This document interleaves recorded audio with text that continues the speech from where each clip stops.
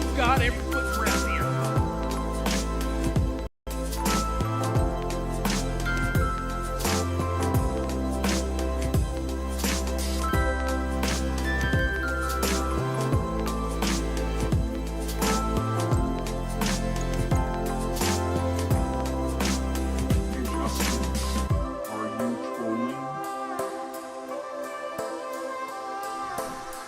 JustinFREAKIN is a formidable voice in the culture.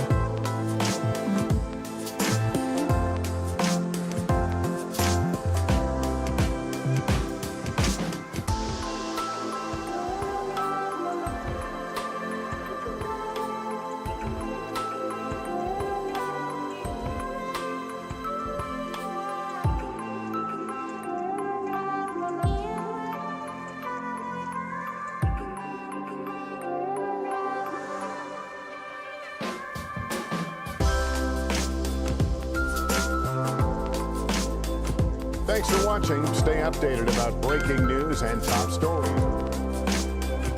Shut up, Lester.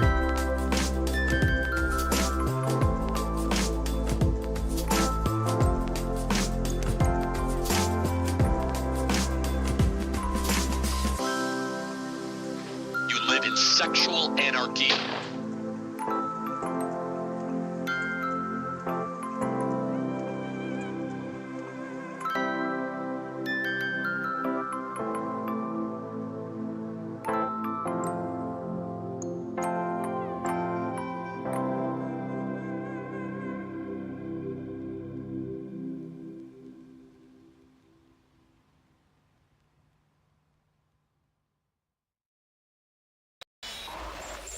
This is the Troll Patrol, live with JustinFREAKIN.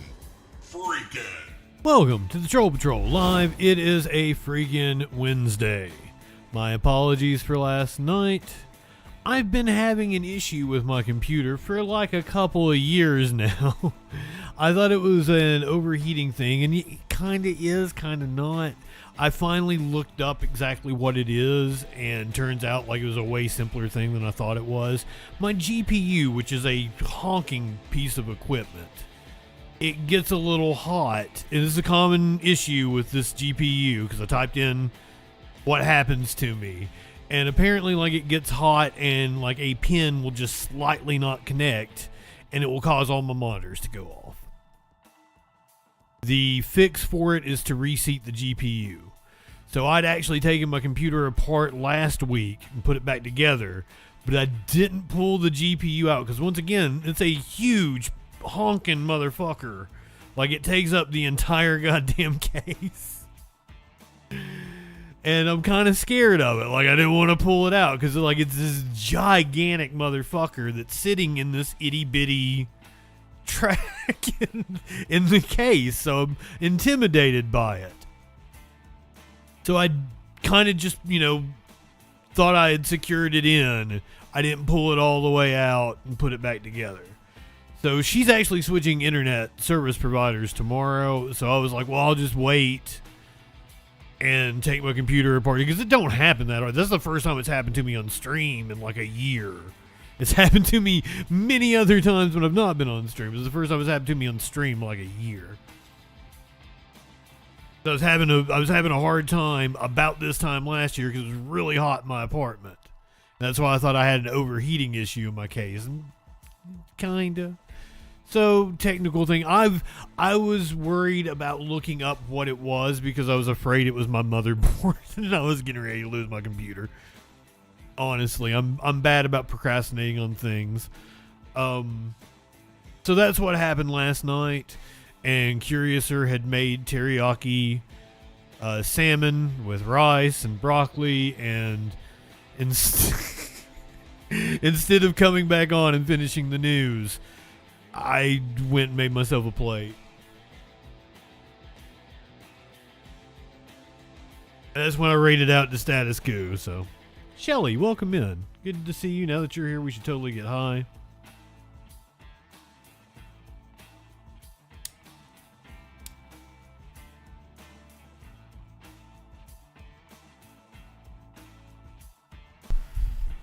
It was also the third episode of Dark Side of the Ring last night. Meat Cakes, welcome in.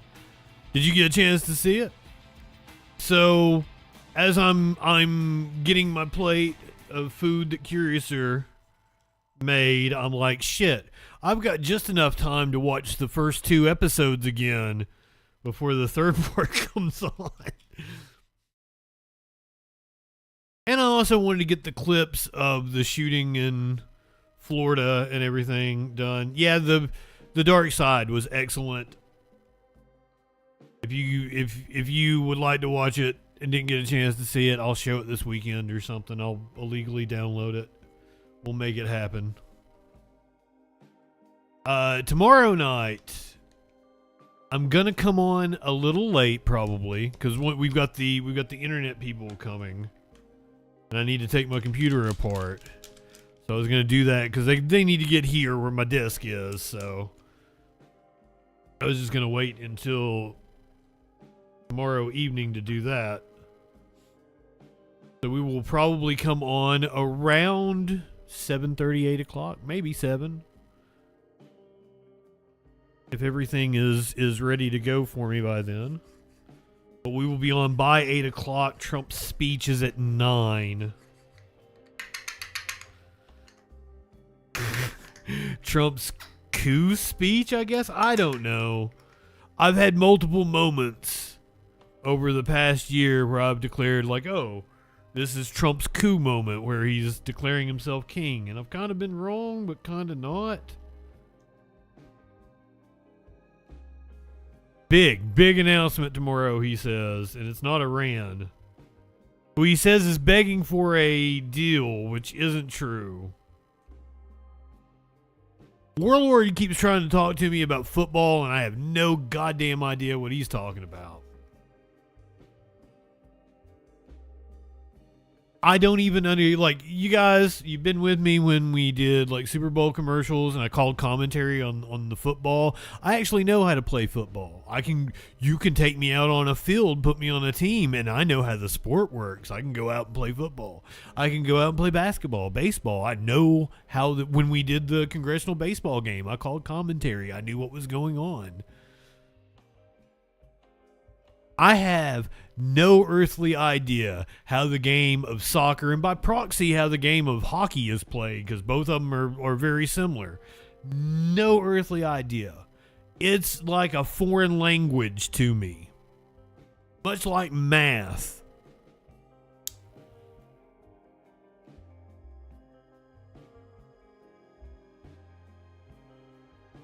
Because I went to a Christian school in 8th grade, and I don't know why that had something to do with it, but like that's the first time anyone tried to expose me to the game of soccer was at the Christian school when I was in 8th grade. Also, this is 98, 99, soccer's starting to become popular.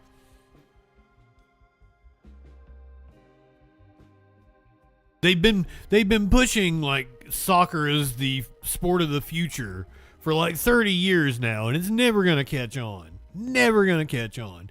The rich kids played soccer when I was little. We played football out in the field, and the rich kids had soccer practice. Because for those who don't realize, I grew up in a subdivision, and most of the kids in the subdivision were like me, lower middle class, upper lower class, whatever you want to call it, but some of the kids in our neighborhood were like well off, and they went to the private school because the subdivision had a lot of kids. So I would say 15 of us went to the public school, and then there was like 6 of us that went to a private school. We always had enough. That's one reason why I know how to play sports, is because in the fucking neighborhood, we always had enough kids to get a baseball game going, get a football game going. We played 3-on-3, 4-on-4 football. Fucking when all the like my older brother and several people's older brothers would come in for like a holiday, and then like some of the dads would come out and play. Like, we would get insane games going on. We'd be playing like multiple teams of 5-on-5 and be like switching out and shit. It was so much fun. And they would always arrange it to where, you know, like I was like 5th grade or 6th grade, so there'd be like another row in the 5th, 6th graders, and like, you know, all the teams were equal and shit. They did a good job of like getting all the kids to play together. It was a lot of fun. In terms of a childhood, once, because I moved to the subdivision when I was in like 4th grade. Before that, I lived in a fucking shack that was falling apart, and there were no kids in the neighborhood. It was a very elderly neighborhood I lived in. But once I hit 4th grade, we moved into the subdivision. And like, awesome, because we had like there's probably 30 houses, 35 houses in the subdivision, but there was 2 empty lots. And I think now they have houses on them. But like all through my childhood, those 2 lots remained empty. So like, house lot, and a rather large house lot, so it was perfect baseball field, perfect football field.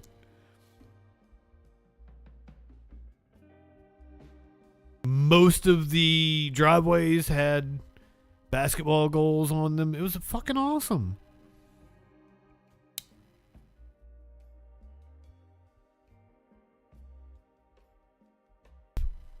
I'm from Eastern Kentucky, so we had a creek that went around the subdivision, and if you went down the hill, down the creek, like there was this awesome path right along the creek, and it would lead you over to like where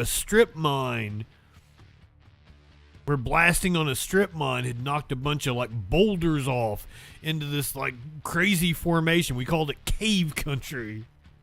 We used to go down and like hike the cave country. It was a good like 30-minute, 45-minute hike through the woods. Then we like that was to the side of the subdivision, but we also had a mountain right behind us. We were right up against a mountain, and if you went up the mountain, there was a trailer park overlooking our subdivision, and then up above that trailer park was an insane graveyard, and if you went up above the trailer park, there was a trail, because this is like old strip mines and shit. There was a trail you could go, and you could go all the way to the top of the mountain. Sometimes we would spend like, get up at fucking 7, 8 in the morning in the summertime and fucking go all the way up to the top of the mountain, go over on the other side. Wouldn't get back until dark.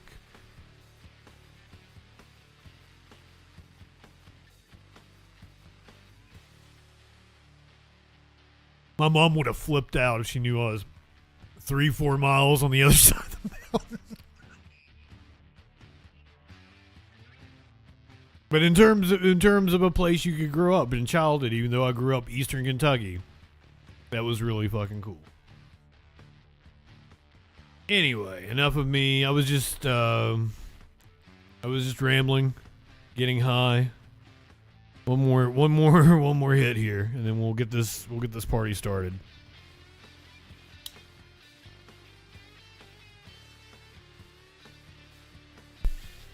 Also, podcast people. I changed the podcast. Started calling it Fucked Up News. I'm getting more followers. More people are listening to the podcast version. So I am sorry that last night's show did not show up. I was able to put, because like my version of the show was corrupted. So I had to go and pull it from Twitch in order to be able to cut it up and make clips. But when I tried to take that version from Twitch and I sat here, it took like an hour and a half to upload into Spotify. Gets to 100% and then it's like, this format is unsupported. Try another file. And I'm like, you've got to be shitting me. So there was no podcast version of the show last night just because at this point it's like 2 o'clock in the morning. And I'm like, it's going to take me an hour to export it out of Adobe Premiere. It's going to take me like another hour to upload it again. What's the point at this point in time? It's already tomorrow. It's old news.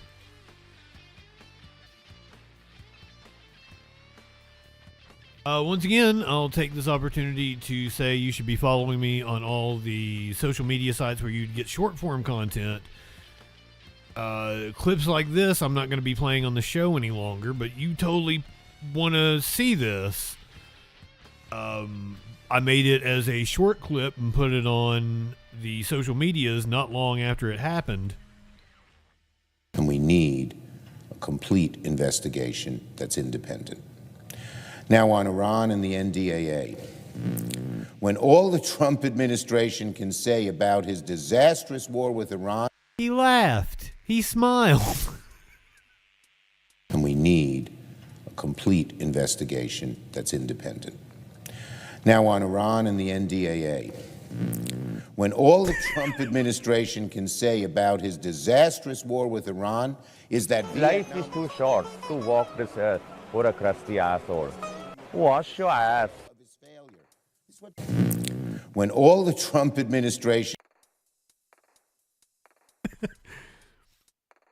I went back and forth on whether I should put that drop in there. I was like, if I was on stream, I absolutely would hit the wash your ass drop.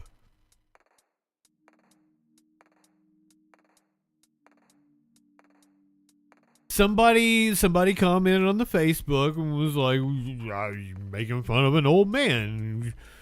Can't control themselves. And I'm like, well, there's a video of me mocking Trump for shitting his pants, and I say in the clip, let he who has not shit himself cast the first stone, because I'm 42 and I have a hard time controlling my farts. So it's not that I'm casting dispersions on him. It's just he farted on the Senate floor, and farts are funny. He did it right in front of Riri and her fish. Who y'all think y'all frontin' on?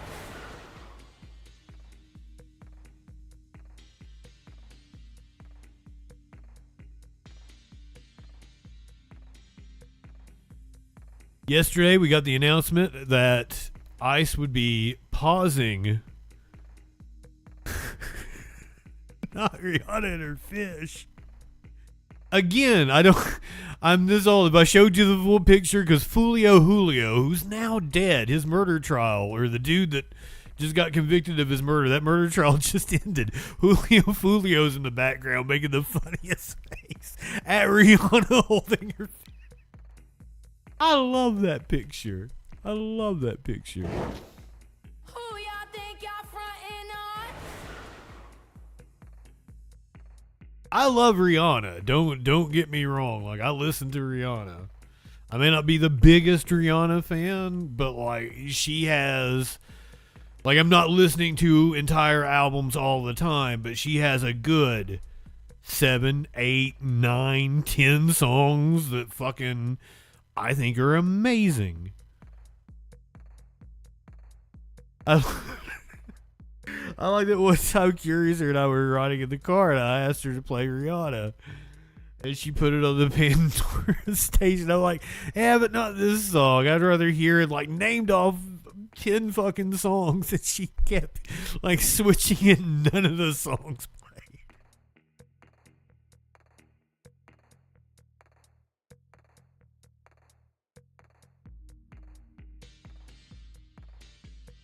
And I'm like, really? Right in front of Rihanna? I'm sorry. She's the last billionaire that we send to the gallows, or the boards, or whatever our method ends up being. I assume so. Like, there's 700 and something billionaires in the U.S. alone. That number is old. That number is from a few years ago. That number has probably risen significantly. There's at least 700 billionaires in the U.S. alone. So I'm assuming we're going to need multiple sites. We can't just do a gallows. We can't just do boards. Right? We need firing squads. Taylor Swift, like, I've got Taylor Swift songs I really like, and I've got some deep, because like I usually listen to her old albums when they come out. I'll give it a chance. I listened to her last one on stream with people that were with me that night. I've got Taylor Swift songs. I can pull out some deep cuts and shit. You're like, wow, that on that album, that's one of the songs you're like, yeah. Oh, like one of my favorite fucking songs is called False God. It's from like one of the folky kind of albums from the end of the 2010s. Ironic.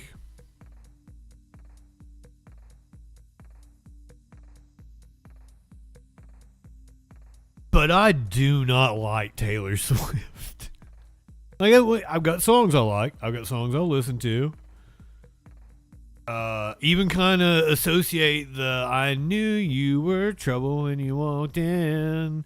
I associate that kind of with me because I made a joke about me and used that song one time. I didn't have respect for her before the wedding.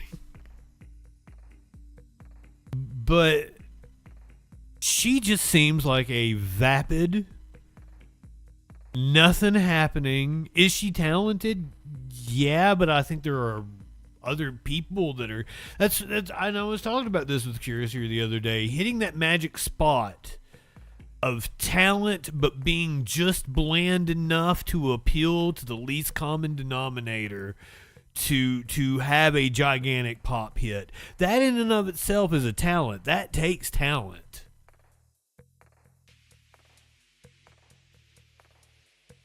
I have no idea what you're talking about, Shy Ronnie. When you say Ronnie, I think of the Eddie Money song. Be my little baby. It's just like Ronnie said. Oh, Rihanna, not Ronnie. Okay.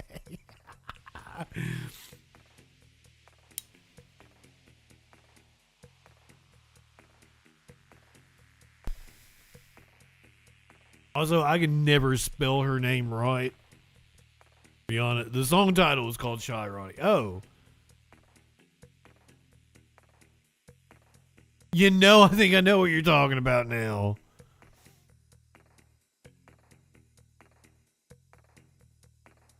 This old, Byronic, Krill, that's he Fuzzy, Warlord, Meatcake, Shelly, welcome in, friends. Alright, we need to get into the news. We've got so much shit going on. We gotta plow through this shit, because I don't really feel like doing it. Oh, was I done ranting about Taylor Swift? Yeah, sure I am. Yesterday, the Trump administration, let me rephrase that. Yesterday, there were reports that ICE would pause vehicle stops.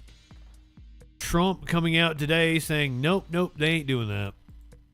President Donald Trump is overturning a temporary order pausing most ICE vehicle stops. This comes after the Department of Homeland Security announcing it was halting most stops in the wake of 2 recent deadly shootings at the hands of ICE agents. The department is now requiring all arresting teams to have at least one agent. Now, they're not including, there was another death yesterday, and it's not going to get near as much coverage as these two, because apparently the man was here illegally, possibly. I don't know that that's been confirmed yet, but that was what it seemed like from initial reports. The one that ran from a gas station in Florida was hit by a semi-truck. Horrific. And also, I don't think that should happen to any person. I don't think we should be terrorizing a community to the point to where they're going to run out and get hit by a semi-truck. I absolutely believe that death is on ICE's hands, and I think it's going to be a shame that it's going to fly under the radar. It is not going to get the protest and consternation that these other shootings are going to get, though it deserves it. Not that these don't deserve the attention that they are receiving. And someone pointed out something to me in the comments. They're hoping, and I don't think there's any danger of this, but you never know with our stupid ass government. Hopefully the truck driver, it was an Eggland's Best truck. It was an Eggland's Best truck that hit the suspect that ran out into an interstate. Can I offer you a nice egg in this trying time? Hopefully the truck driver does not get charged.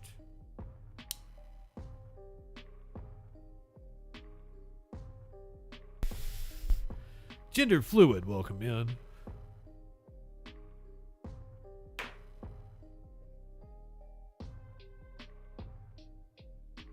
We need to set aside a time to talk about Dark Side of the Ring in the first 3 episodes. Maybe watch them all as a chat and talk about them together.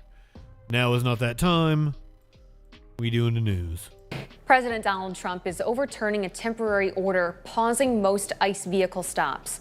This comes after the Department of Homeland Security announcing it was halting most stops in the wake of 2 recent deadly shootings at the hands of ICE agents. The department is now requiring all arresting teams to have at least one agent with a body camera, something that was supposed to have been put in place months ago. Protests are breaking out across the country in response to these 2 latest ICE shootings. ICE needs to stop their reign of terror. ICE needs to be abolished. We want to make clear that a nice badge is not a license to kill. Sources tell ABC News the agent involved in the latest deadly shooting in Maine on Monday is a newly sworn-in ICE officer, but had been a law enforcement officer with the Department of Veterans Affairs for nearly a decade. Newly sworn-in ICE officer.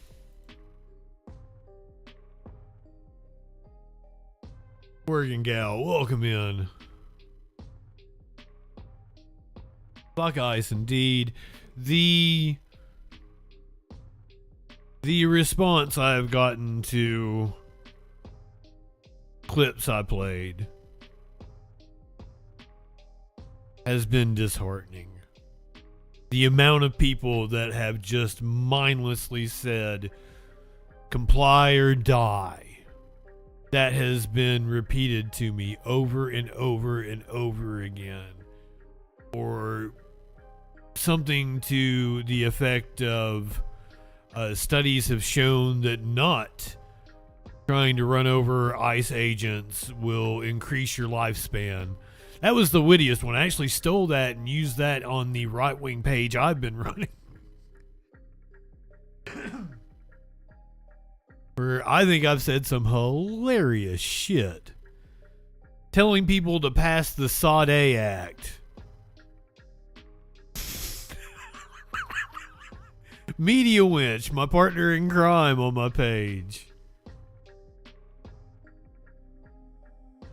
My only critique on Media Winch's post was like, say something even dumber.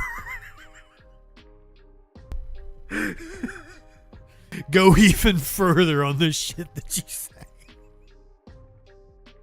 Was my only note. Be dumber.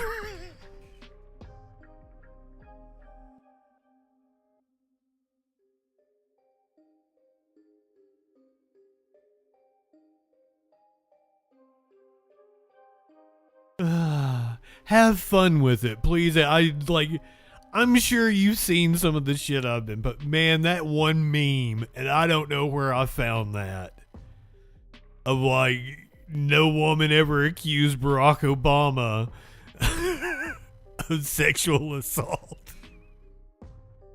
And it has all these pictures of and I don't know if they're AI or not, but it's like Obama with the with the pride flag and looking all gay.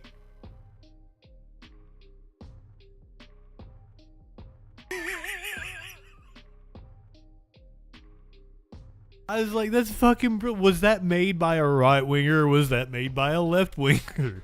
Pretending to be how many of these pages and groups that I'm in are just left wingers fucking with people because it's so easy.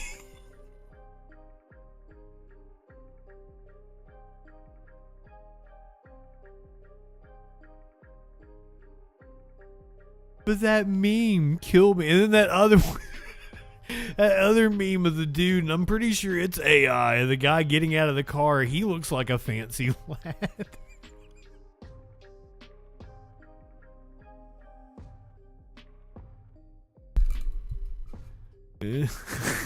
Cicero.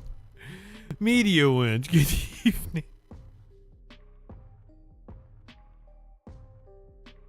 If I didn't know any better, I'd say a lot of these people out here are doing coke off toilet seats.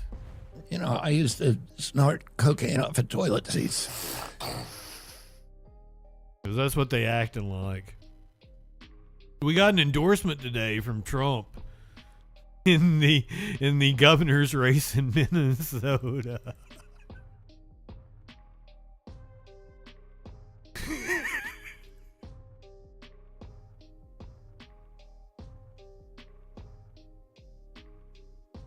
Amy Klobuchar, the lightly respected senator. That's good. That's funny. He didn't write that. And if that's funny, that's too witty for him. The lightly respected senator from Minnesota is running for governor to take the place of the current corrupt and incompetent Tim Walz. I've gotten to know Klobuchar over the years and find her to be equally as incompetent as Walz. And probably equally as corrupt in that, as a high government official from Minnesota, she knew everything that was going on. If the elections in Minnesota weren't rigged and any Republican could win, but they were, and that is why nobody has won there since Richard Nixon. That is why nobody is... Sorry. Nobody has won there since Richard Nixon many years ago. I thought I won it all 3 times, only to be disappointed in the end. Vote for Mike Lindell for governor, who has my complete and total endorsement. And forget about these corrupt Democrats like Amy Klobuchar. Make Minnesota great again. President Donald J. Trump. I was on crack. Right. Well,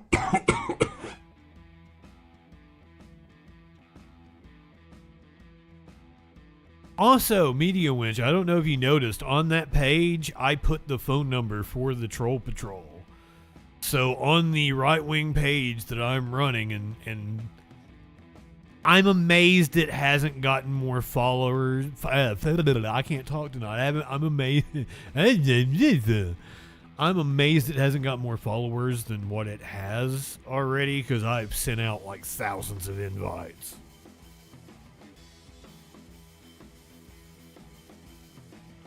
Amazed. But yeah, if you call the number that's on that page, it is absolutely the Troll Patrol.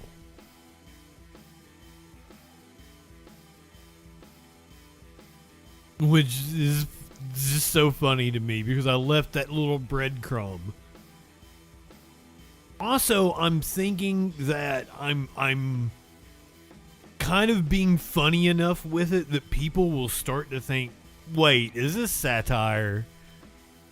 And I think I might actually start getting followers from the left because it's satire. This could work out very well in cultivating a whole new audience. Lenny, welcome in, my friend.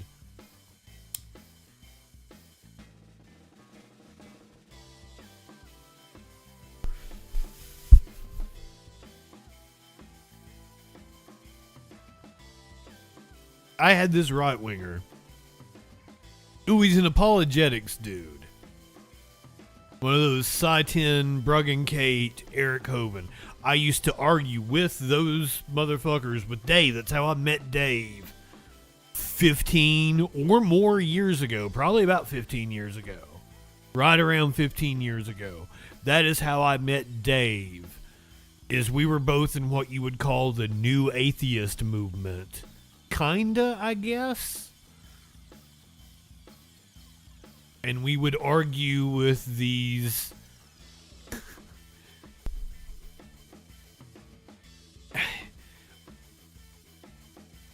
it's like, if you don't know what apologetics is, it's basically they will always be like, well, if you don't have God, how can you establish any basis of morality? How can you know anything? How can you know anything? I know everything because God has told me, and God has given us the revelation. That's apologetics. That's literally their whole argument. So, sports cards. That is absolutely something we're going to cover. I have insane video out of Canada of a train completely engulfed in flames. We're going to cover the... Apparently most of Canada's on fire right now. The smoke from which is causing poor air conditions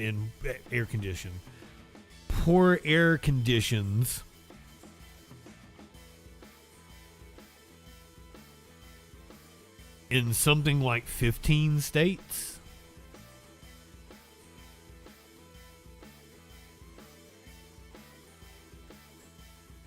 Also, I cut myself shaving.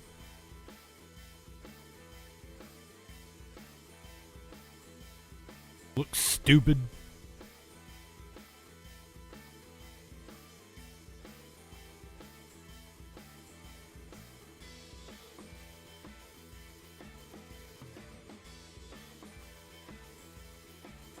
I cut myself shaving like 3 days ago. That's why it's amazing to me it's still there. I am having an off day, apparently. I can't talk. I can't type.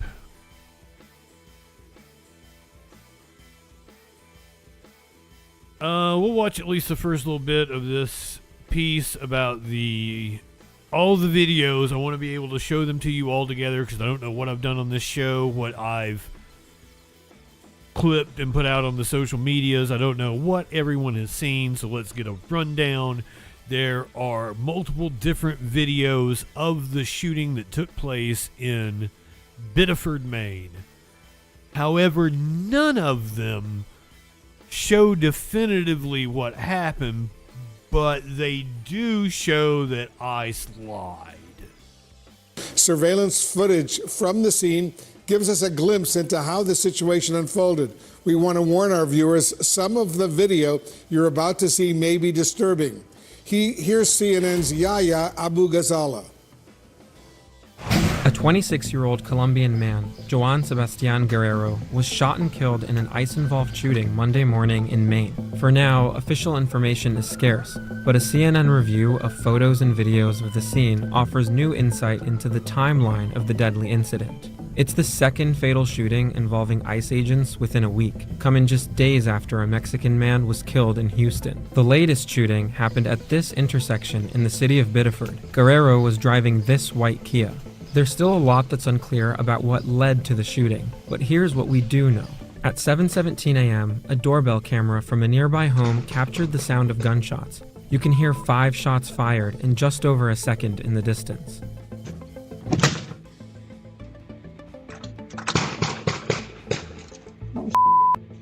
car? In a statement, the Department of Homeland Security said that ICE was conducting targeted surveillance of an illegal alien. Then it says an illegal alien departed the residence in a vehicle. Notably, they don't specify whether that's the same person they were targeting. DHS says that the vehicle attempted to flee the scene, and fearing for public safety, an officer discharged his weapon. The statement did not explain why the ICE officer thought the driver was a threat. U.S. Senator Angus King said DHS Secretary Markwayne Mullin told him the man was not the target of the operation. Surveillance video, which appears to have been captured seconds after the shots were fired, shows Guerrero's car entering the intersection and then slowly moving in circles. In another angle, we believe him to have already been shot at this time. It seems like he did not have control of the vehicle and was not the target of the operation. Surveillance video, which appears to have been captured seconds after the shots were fired, shows Guerrero's car entering the intersection and then slowly moving in circles. In another angle, you can see two federal agents standing outside the car as one of them has his hand on the driver's side door, apparently trying to bring it to a stop. Behind the circling car are at least two federal law enforcement vehicles blocking the road with their lights flashing, indicating where the shooting may have started. The car keeps spinning for over a minute, making at least 4.5 revolutions. Then there's a cut in the video. When it resumes, you can see agents use one of their vehicles to stop Guerrero's car. We can see in this photo that it was pinned by an unmarked federal law enforcement vehicle. You can also see 4 bullet holes in the car's windshield on the driver's side. 2 federal agents are then recorded outside the car. One of them pulls Guerrero onto the street. He appears limp and his head hits the ground. Then officers appear. They're doing this in front of his 3-year-old daughter. I thought it was 6. They're doing it in front of his daughter. Here to handcuff him. In other footage, one of the agents can be seen wearing a vest that indicates he's an ICE agent, the other a Border Patrol agent. 3 other agents, all wearing ICE vests, could also be seen around the car. Then, at 7:21 a.m., local police arrive on the scene as one ICE agent kneels over Guerrero. By 7:23 a.m., about 6 minutes after the shots were fired, both local and federal officers are seen providing medical care to him. President Trump making a post that just happened in the last hour. He says, "We cannot give up one of ICE's most important and effective crime fighting tools, the traffic stop." Now, they have been told.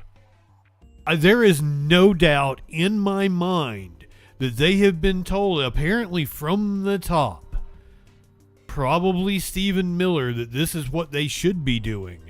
Ramming cars, saying they tried to weaponize their vehicle, and then shooting people. There's no way. There's no way that it's random at this point, because at least half a dozen instances of the same exact thing, and we have found that ICE was lying. In every single instance, ICE were the ones that rammed the person and shot unprovoked. Every single instance, including was it Melanie Martinez in Chicago, who was shot by ICE and lived, got charged. Those charges have been dropped, and she's getting ready to get millions of taxpayer dollars. I did not know that the ICE training was written by the Killology dude, but it wouldn't surprise me. And he's got some sort of Mossad connection.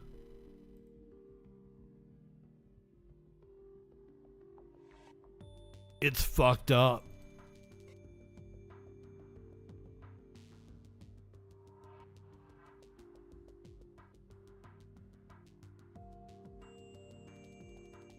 It is sad that these instances keep occurring, and that it's going to have to happen over and over and over again before we finally get justice. But I believe that, what is it, the arc of time bends towards justice? Was that the quote? It was like a Martin Luther King quote. I believe that eventually the good guys do win. Mahmoud Khalil, about this time last year, was going through hell thanks to the administration, but he's getting ready to fucking kick them in the balls. And you love to see it. He's kicking authority in the balls. Yesterday announcing his lawsuit against the government and Israeli affiliated agencies or organizations. We begin today's show with a new federal lawsuit filed by Palestinian activist Mahmoud Khalil against several top administration officials, 2 pro-Israel groups and a conservative think tank accused of conspiring to suppress Khalil's criticism of Israel and his constitutional rights to free speech. The lawsuit says the Heritage Foundation created Project Esther, which became a blueprint for a public-private partnership to weaken the growing pro-Palestine movement by targeting prominent non-citizen activists and smearing them as anti-Semites. It says the Heritage Foundation turned to groups like Thur, a far-right pro-Israeli group, and Canary Mission, which has long surveilled pro-Palestine advocates to identify their targets. The case was also filed against White House advisor Stephen Miller, Secretary of State Marco Rubio, Secretary of Homeland Security Markwayne Mullin, Acting Attorney General Todd Blanche, former Secretary of Homeland Security Kristi Noem, and John Armstrong, a State Department official. The suit was announced by the Center for Constitutional Rights at a news conference here in New York Tuesday, where Mahmoud Khalil addressed supporters. I will not stop fighting until everyone who willingly contributed to my missing the birth of my son and to taking 104 days of my life from me answers for what they've done. But this case is about far more than what was done to me. It's about a coordinated, ongoing campaign to punish, silence, and intimidate anyone who dares to speak out for Palestinian liberation. The lawsuit was brought under the Ku Klux Klan Act of 1871, which is a Reconstruction-era law to restrict government coordination with vigilante groups like the Klan. Democracy Now!'s Maria... And that is the law that they're trying to prosecute the Southern Poverty Law Center under, and they will fail, I assure you.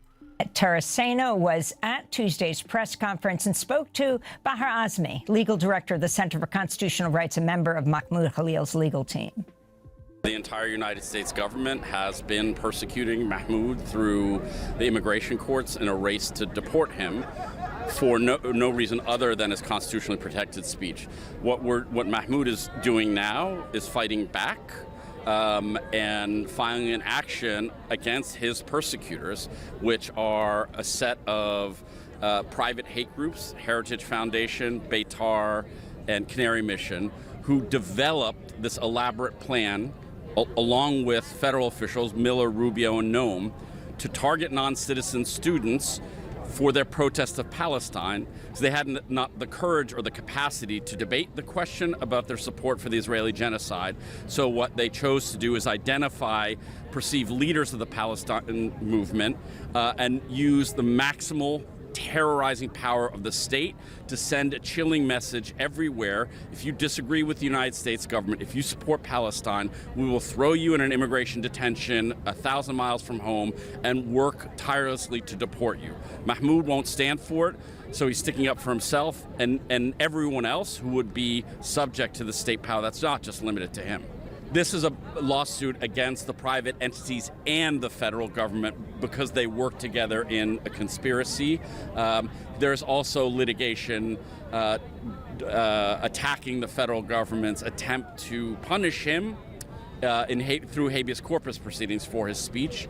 But this is the first demand for accountability via damages and a court ruling that this conspiracy is unconstitutional, and any attempt to remove him on that basis is illegal. What kind of evidence has there been found to show this coordinated targeting between the federal government and these private entities against Mahmoud Khalil? What's remarkable here, and as we set out in 130 pages of connect the dot detail, is how open and notorious this plan is, how arrogant it was. Heritage announced a blueprint. Yeah, it's probably on their website. Conspiracy. They asked for a public-private partnership, and then they recruited these anti-Palestinian hate groups to identify students. They want to attack non-citizen students and do more than dox and surveil. Project Esther realized they had a friendly, willing administration coming into power so they could use the power of the state. Now, all of them... Yeah, Lenny, the daughter was in the car with him. That Mahmoud would be arrested. She saw her dad murdered. And that's another thing. They shot recklessly into a vehicle. And nobody has mentioned that yet. They shot recklessly into a vehicle that had a child in it.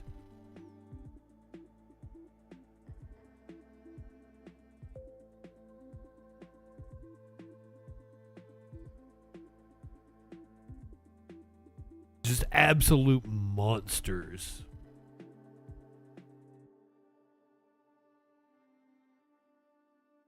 And if you go to the comments on my video about it, like the comments are disgusting.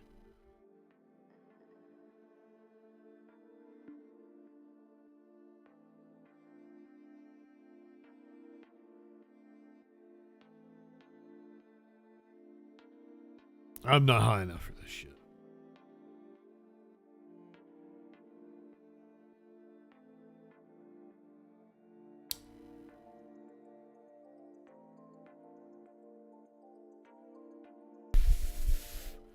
We as a country need to sue the Heritage Foundation for the fraud they perpetrated on our government, disband them, give all their resources to organizations that fight hate and help poor people and immigrants.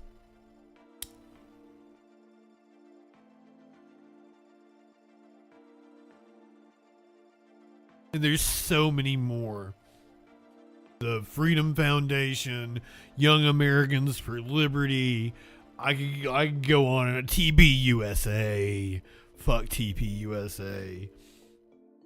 There's so many different think tanks and right-wing organizations that need to be disbanded. And they operate as non-profits. It's absolutely disgusting. Congressman Thomas Massie faced the wrath of such groups in his Republican primary in Kentucky. He's got a few parting shots before he leaves Congress, and today he dropped one of them. This is an amendment to a bill to cut off Israeli aid. Madam Chair, my amendment is simple. It strikes $3.3 billion of foreign aid to the country of Israel from the State Department funding bill. You know, we've got $39.4 trillion of debt.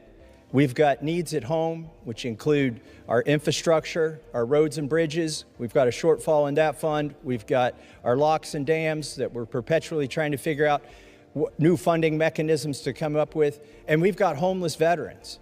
And we're sending more money to Israel in this bill than we spend on homeless veterans in this country. Just to put it in perspective, there are 3,000 counties in this country.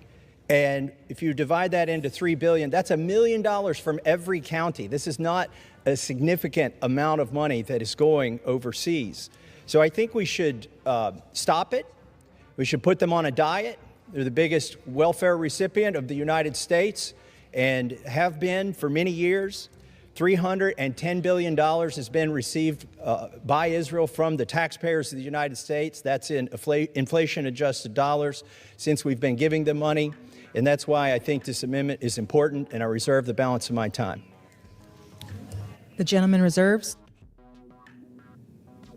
For what purpose does the gentleman from Florida seek recognition? Madam Chairwoman, I rise to claim time in opposition to the gentleman's amendment. And it's recognized for 5 minutes. Thank you, Madam Chairwoman. As chairman of this subcommittee since... I've heard that she witnessed it. I've not confirmed she was in the car. I guess her witnessing it could mean that she was on the porch, because they weren't far from the house he was leaving, apparently. So those details could be off. But as I understand it, like, she would have been in the car. Apparently he was taking her to school, or dropping her off at some daycare program or whatever. It's a, morning in summer. It could have been like a summer school, a summer program, learning some sort of shit like that. That was what I have seen reported.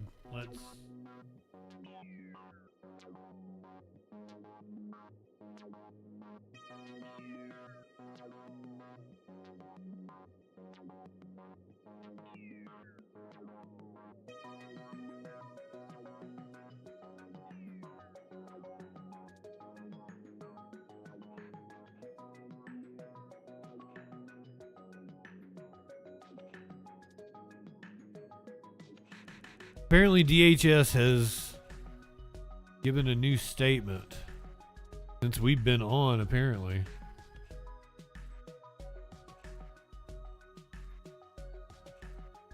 The man in the fatal shooting, 25-year-old, fearing for public safety. Attempted to flee the scene. Conflicting accounts. Guerrero was not the target of the warrant, Senator Angus King's office said after he spoke with Mark Wayne. King said earlier, citing a separate conversation with Mullen, that the man was the target of the warrant.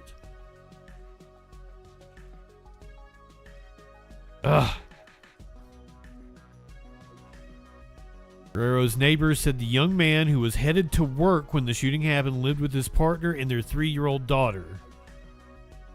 So if he was on his way to work, she might not have been in the vehicle, but the account was that she witnessed it. So she could have been outside.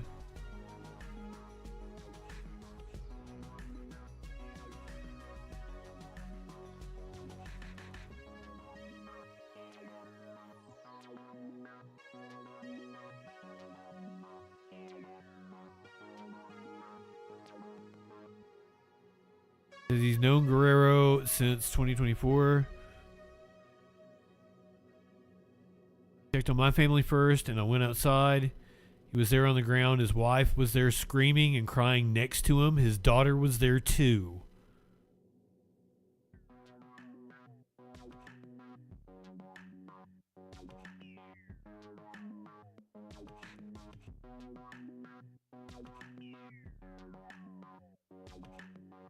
So apparently the daughter did witness it. The wife witnessed it.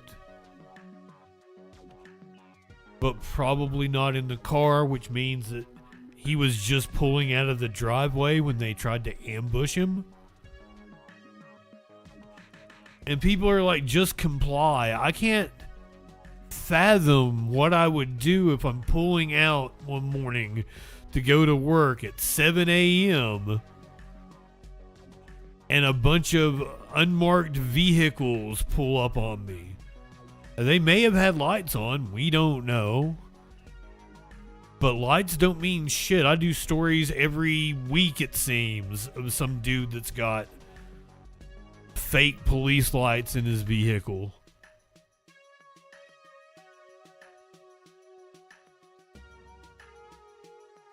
And in a split second, a bunch of people pull up on you.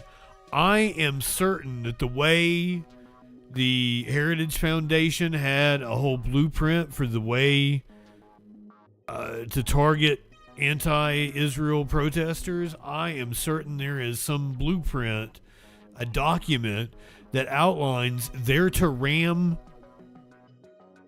vehicles, shoot, and then claim that the occupant was trying to ram them. I am certain that that exists somewhere. Because this is half a dozen instances at least that we know of where ICE has done the exact same thing in different areas of the country. Houston, Chicago, Minnesota, Maine.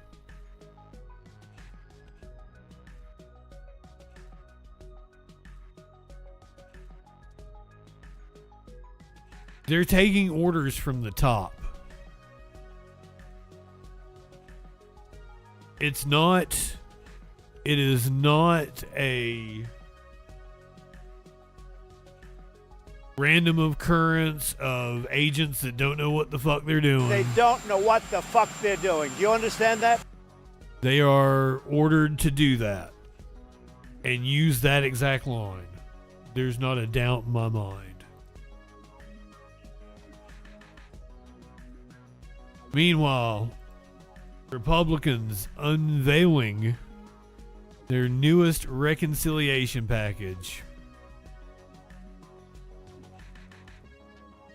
They want to spend $98 billion more. Colleague Warren Davidson is pointing to the lack of offsets in particular and saying, therefore, that this is going to be a no-go. Does this $95 billion package have a chance at getting through?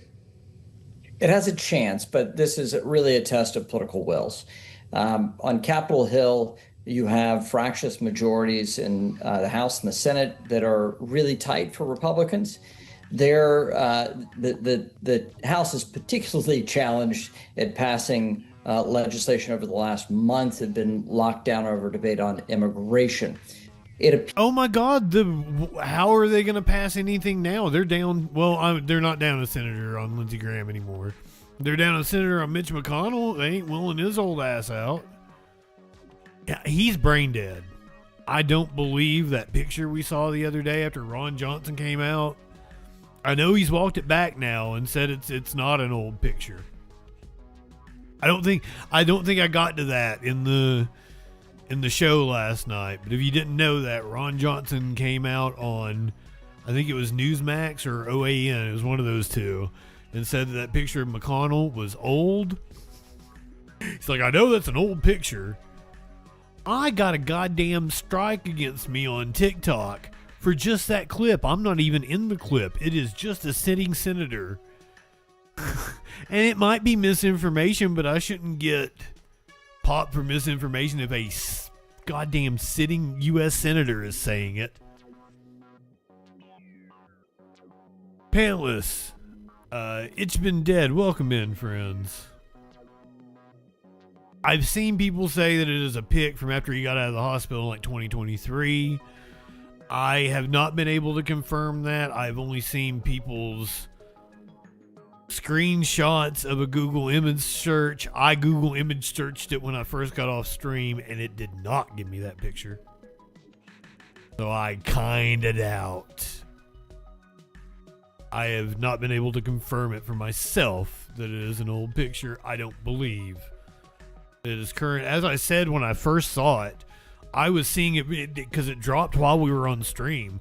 I'm seeing it for the first time with you guys. Like, that is a Mitch McConnell that's 10 years younger. Appears that House Republicans have a plan forward for reconciliation, a partisan package that but they're down a senator right now. Votes in the U.S. Senate to get enacted.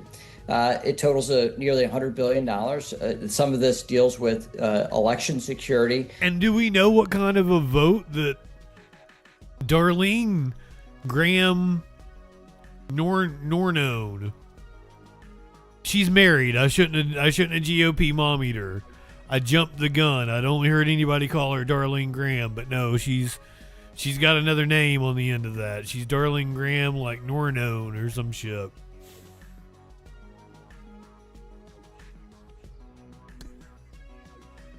GOP mommy. I wonder if they changed the phone number. You think they've already changed the phone number?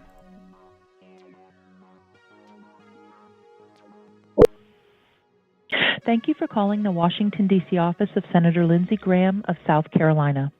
Constituents wishing to share their thoughts with... Have not changed the phone number yet.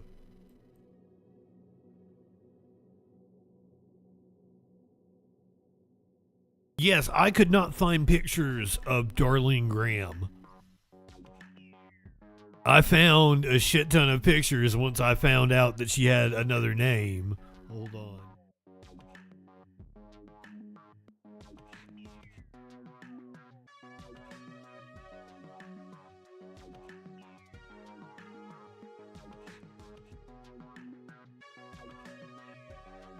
Her Wikipedia has been updated. Larry Nordone is her husband. He is Darlene Graham Nordone. So I have competition. After I found out that that was her name, I found all kinds of pictures of her. And she was quite the looker when she was younger.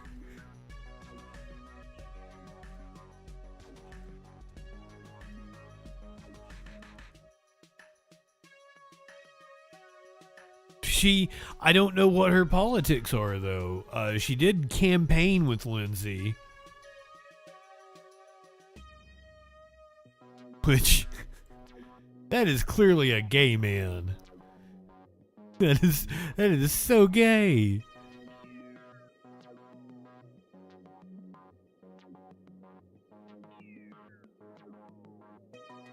I don't know anything about her or what her politics might be. My understanding is they did not want to pull anybody from the House, because that would be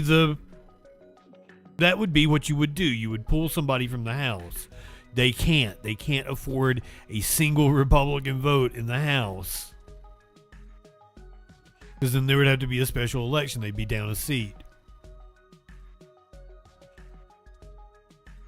And there was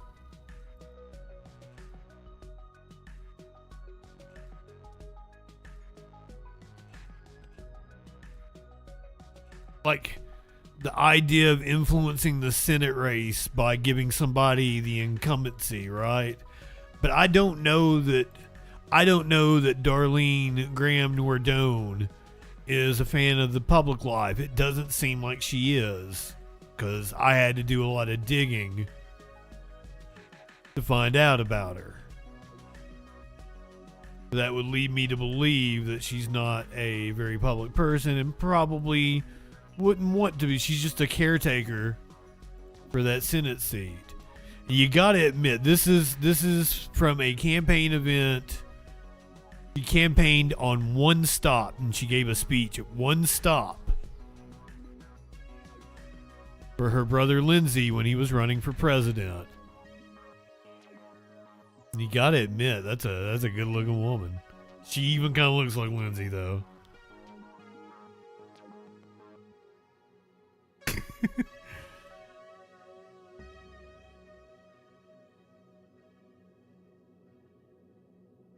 Here she is. I look at that look she's giving Lindsey there. I want her to give me that look. She said she's going to run for the seat? Wow. Oh, you're joking. You can't do that to me. I'm doing the news. No, joke away. Joke away. I do not want to stifle anyone's jokery. I don't know about anybody else, but that's a it looks like he's about ready to slap her. I think it's a sexy look. It's weird she's looking at her brother like that, but I think it's a sexy look.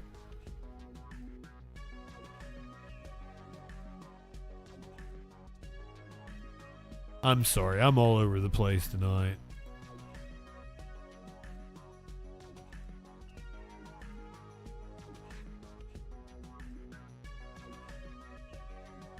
Multiple people were testifying. I would love to see. Looking into your eyes would be in real life.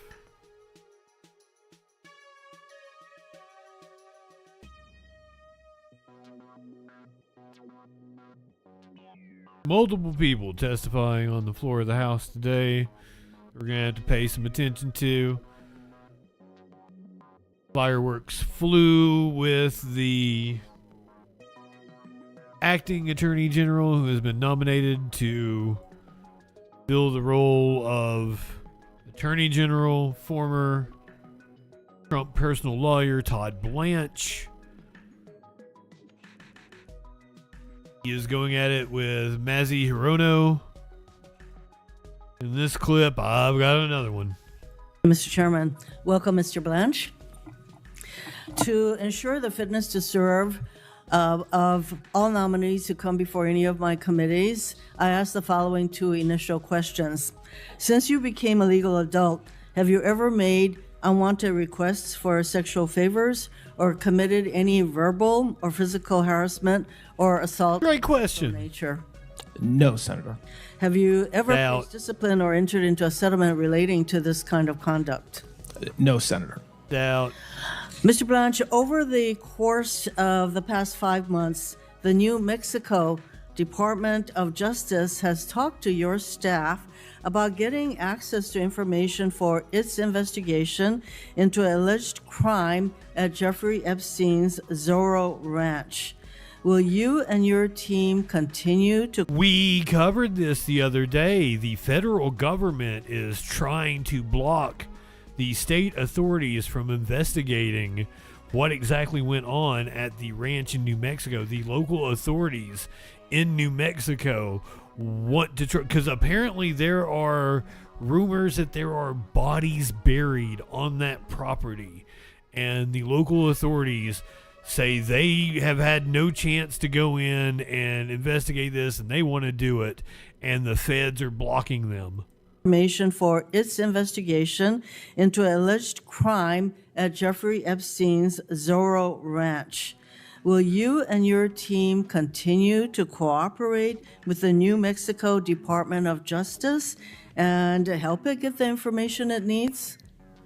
Yes, we're continuing to work with them, and yes. Thank you. Senator. Mr. Blanche, at an April 8th press conference, a reporter asked you a question about President Trump's desire to see his perceived political enemies prosecuted. We're just moving on from New Mexico. That is his right, and indeed, it is his duty to do that. To clarify, Mr. Blanche, do you believe it is the president's right and duty to order the investigation or prosecution of his perceived enemies? Yes or no? I can't answer that yes or no. That wasn't the question. And my answer was that as the President of the United States, under Article 2, he's in charge of the Department of Justice. And so my answer reflects that idea, not that he has a right to go after his political enemies. Reclaiming my time, I think that what the president meant was pretty clear, and I just wanted to know whether you thought that that is indeed his right and duty to prosecute his perceived enemies. So let me get to that. Investigations of the president's perceived enemies aren't theoretical. They are happening. For example, last August, President Trump posted on social media that George Soros should be charged with RICO. Weeks later, one of your deputies directed several U.S. attorneys' offices to investigate Soros's charitable foundations for violating the RICO statute. Mr. Blanche, to confirm, were the U.S. attorneys' offices asked to launch these investigations because of the president's post? Yes or no? I'm not even confirming that they were asked to, but most certainly not because of any truth Well, the from president definitely, the president definitely posted that Mr. Soros should be charged with RICO, and lo and behold, several weeks later, that is exactly what your office sought to have done. Since last year, DOJ has sued 30 states seeking their voter lists. 14 of those lawsuits have been resolved by federal judges. They've been denied. Did any of those 14 federal court judges from across the country agree with DOJ's legal position? Again, yes or no? With some of the legal positions, yes. Pardon? He lost in all 14. Yes, some of the judges So agreed 14 with some, judges? agreed with some of our legal positions, and most of those cases are under appeal. Actually, that's not correct. The answer is actually no. These 14 federal judges, some of them were Trump appointees, disagreed with DOJ's position in terms of getting access to these. Slapped him down in every case. It's all part of DOJ's attempt and the president's attempt at election. That's what, like, I am just dumbfounded by, like, the fact that Trump loses in court constantly, but then somehow, some way just escapes the most severe consequences. Like, all of his election claims get slapped down, like, unanimously. All of these wanting data on voter rolls and shit from the states, all of them slapped down. The DOJ's claims against citizens that they brought, like the sandwich guy, the woman that I shot in Chicago, all of them laughed out of court. The IRS settlement now being thrown out and lawyers referred for prosecute. This is crazy. Interference. We know that federal judges are a problem for you, certainly a problem for President Trump, because they actually care about facts and evidence. And that's why last fall at a Federalist Society event, you called for young lawyers at that event to join you in fighting a war. And you said, we need you because it's a war and it's something we will not win unless we keep on fighting. The war that you were talking about was against the law. Federal judges who were ruling against the administration, correct? No. Well, then do you believe that judges should be impeached based on their rulings against this administration and the president? Yes or no? No. No, I don't believe that. On that, you disagree with the president because he believes judges should be impeached for disagreeing with them. President Trump sees DOJ not only as a tool to attack his enemies, but also useful for helping his friends. To that end, on May 18th, you signed an Attorney General order establishing funding and setting out requirements for the so-called Anti-Weaponization Fund, correct? You signed such an order? Yes, I did sign that document, yes. Have you rescinded that order? Yes, the order is no longer in effect. There is no weaponization fund. Mr. Correct. Brown, that is not my question. My question is, did you rescind that order? Yes, I'm doing it under oath right now. No, the it fact does not exist. No, when you answer that there's no fund, that is not rescinding the order, because you can resurrect that order at any time. So actually, your answer is no, you have not rescinded that order. Mr. Blanche, one of your first acts as Deputy Attorney General was to issue a memo eviscerating DOJ's enforcement work against crypto criminals. Crypto crime surged in 2025. Mr. Blanche, are you aware that Americans reported over $11 billion in crypto fraud losses to the FBI last year? Our crypto enforcement is way up compared to a year and a half ago. So I didn't eviscerate anything. To the contrary, actually, we empowered AUSAs around the country to go after criminals in the right circumstances, and we continue to do it. I take it you are not aware that there were reports of over $11 billion in crypto fraud reported to the FBI. That was my question. Are you aware or are you not aware? Are you talking about the fraud that we have prosecuted? No, I'm talking about the $11 billion worth of crypto crime. This is a pretty good, simple question. I just don't understand. Are you or are you not aware? But it doesn't seem you're aware because you're making all kinds of excuses. The fact is that crypto enforcement, you eviscerated that work that your department is supposed to be doing. And so anyway, Mr. Blanche, when you issued your memo ending crypto crime enforcement, you held significant amounts of cryptocurrency yourself, and I sent you several letters asking you about it, and I am still awaiting your answer. Mr. Blanche, it is clear to me that your leadership is going to be a continuation of what we have seen so far at the Trump Department of Justice, or more likely to be called the Department of Retribution and Corruption. You see nothing wrong with the president treating DOJ as his own personal law firm to use as a weapon against his perceived enemies and as a way of helping his friends, and as a tool to interfere with the upcoming elections. The states run elections in this country, but you want to insert DOJ at every step of the process, suing the states with frivolous claims and sending threatening letters to secretaries of state. You want to suppress the votes of American citizens who will have a chance to resoundingly reject the president's corruption at the ballot box this November. I think we're going to see some fuckery tomorrow night about that. Eviscerating DOJ's cryptocurrency enforcement work, leading to a surge in Americans being victimized by cryptocurrency fraud. You also championed a slush fund for the president's allies who attacked police officers on January 6th.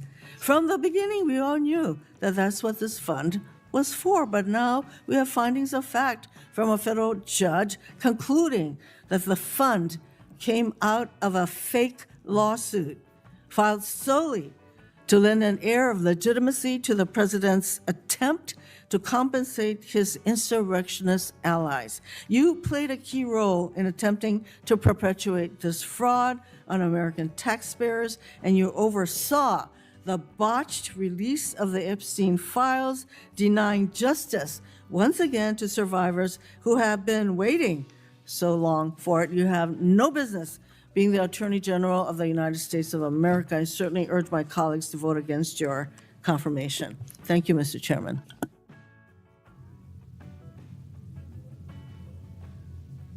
I mean, Chairman, on the crypto point, our crypto prosecutions are way up, and it is very true that crypto fraud is a thing, and it's still happening. But getting rid of a task force of a bunch of lawyers in Washington, D.C. did nothing more than empower AUSAs around the country to bring cases, which is what they've done. So I'm proud of the work that we're doing in that space, and we'll continue to do it.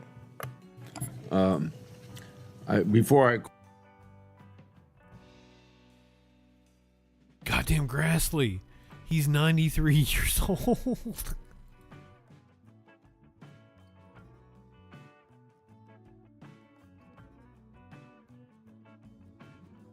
It was just really Hirono dressing him down. He didn't really talk back. Let's see if he has more balls against Adam Schiff. Thank you, Mr. Chairman. Mr. Blanche, you represented the president in at least three criminal cases: the hush money payment case in New York, the January 6th case, and the Mar-a-Lago classified documents case. You said when you appeared last before this committee you would consult with ethics lawyers about that apparent conflict of interest in handling any case involving the president, having been his personal counsel. Did you consult with Joseph Terrell, a senior ethics lawyer at the department? I believe I met with Mr. Terrell, yes. Did Mr. Terrell tell you that ethics laws and policies required that you not be involved in cases involving your prior representation of the president? Yes. So in those three matters, the hush money payment case, January 6th case, Mar-a-Lago case, you were to recuse yourself? I'm recused, correct. Well, by the way, the cases are not ongoing, Senator, but to the extent there's any work around those cases, yes, I'm recused. So you said to CPAC a couple months ago, the other things that are happening, there is not a single man or woman at the Department of Justice who had anything to do with those prosecutions, meaning the prosecution of the president. So you're saying that it's not a conflict of interest for you to be involved in the firing of prosecutors who prosecuted your client, your former client? There's no conflict there? Is that no, there is. I wasn't involved. So that totally seems like a conflict. You're taking credit for the firing of these Department of Justice lawyers, but you're not willing to take responsibility before this committee. Is that the case? No. Okay. I'm making. There's a statement I gave at CPAC. You were bragging about this at CPAC, the firing of these prosecutors, the firing of the FBI agents, the getting rid of everyone who investigated your client. You were proud of that, speaking for the Department of Justice, but you don't think that's a conflict of interest. You moved to vacate, I don't think you're going to deny involvement in this, you moved to vacate the convictions of 12 Proud Boys and Oath Keepers, which erased their convictions, restored their gun rights. These for sedition. Were convicted in the January 6th investigation. For sedition. Involved the president, who you represented. You were involved in dismissing those cases, were you not? I'm the acting attorney general. So yes, my department moved to dismiss. I was not. So sedition. You didn't recuse yourself from that matter. You were No, willing. there's no reason to, from the Proud Boys matter. Yes, I mean, it was. lawyer, the, you it know was, the rules. It was There are the- rules that it- say when I yes, have to there be are recused, rules, and that's not one of them. And there are rules. And when you're told to recuse yourself from investigations I that always you do. handle for the president, you're supposed to recuse yourself. No, when I so represented you have the president. you have also said, you've also refused to release Volume 2 of the Special Counsel's report. That was an investigation into the Mar-a-Lago documents case. How is that not an abundant conflict of interest? Refusing to release to the public an investigative report of an investigation into your client. I am not a judge. A federal judge. No. has said The it cannot be department's released. position under you, Mr. Blanche, the department's position under you, Mr. Blanche, was do not release the report. So that position. If you went into court asking them to release it, it would be released by now. So how is that not a patent conflict of interest? What you're saying happens to not be true. I did not do that. What you're talking about happened before I became the you Deputy support Attorney the General. release of Volume 2? No, I don't. But I'm recused and had nothing to do with that case. Like, you can't accuse me of violating my ethical rules and then lie about what I did. So you had nothing to do with the decision to prohibit the release of the report. You had nothing to do with the department's wasn't in court. position. I No, I'm wasn't not the asking whether deputy- you were in court. was- I'm asking you whether anyone sought your opinion or used your guidance in refusing to release Volume 2. When You're that saying you had nothing to litigation- do with when that decision? litigation was ongoing, I was a private citizen, still representing the President of the United States. It was before March. Since March, to the extent there's been anything in front of that judge, Mr. I haven't Blanche, been part of I it. asked you in your last confirmation hearing whether you would release the report, and your answer was no. Your answer was not, I will recuse myself. Your answer was no, I will not release the report. That was your testimony last before this committee. You subsequently were advised by ethics lawyers not to be involved in these matters, but it appears you were involved in these matters. Let me ask you about another matter. I you were- wasn't involved. You Well, can't let say me- it let me- appears I was okay, involved all right, when I well, said I wasn't. Let me ask you about another one you have your I mean, name on. geez, the truth has to matter at some yeah, point. it does matter. We just don't hear much of it from you. But let me ask you about another matter you have your name on. I don't think you can deny responsibility here, and that is the IRS settlement agreement. So Yes. you put your name on this. That absolves the president of tax liabilities in the past. The president was convicted in the case you represented him in of falsifying business records in part for tax purposes. Does this settlement not absolve the president of any liability for tax crimes associated with what he's already been convicted of? That's not what he was convicted of. It not having to do with Well, for tax I'm happy purposes. to read the statement of facts. The participants took steps that mischaracterized for tax purposes the true nature of the payments made in furtherance of the scheme.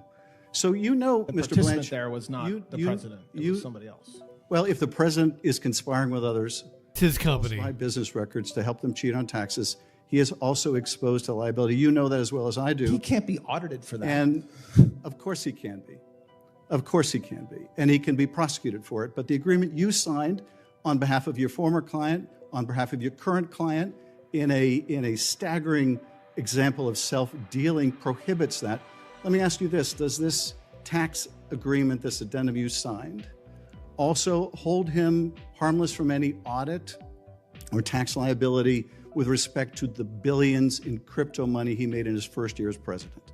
It's not forward-looking. So to the extent there are taxes filed by the president or his sons or the Trump organization after the date of that agreement, there's no protection. Well, but before that agreement. So he taxes, hasn't filed taxes so yet any- for money he made last year, right? So Yes. no. So if he no protection. if he filed tax returns this year for money he earned last year, that his sons earned, that his World Liberty Financial, all those people earned and defrauded taxpayers on it, he faces no liability under this agreement you signed. There's no evidence taxpayers were defrauded, and he But is not protected. there's He is evidence in not this protected. agreement that He's not you've protected. absolved him of any liability over. No, I just said he's not absolved.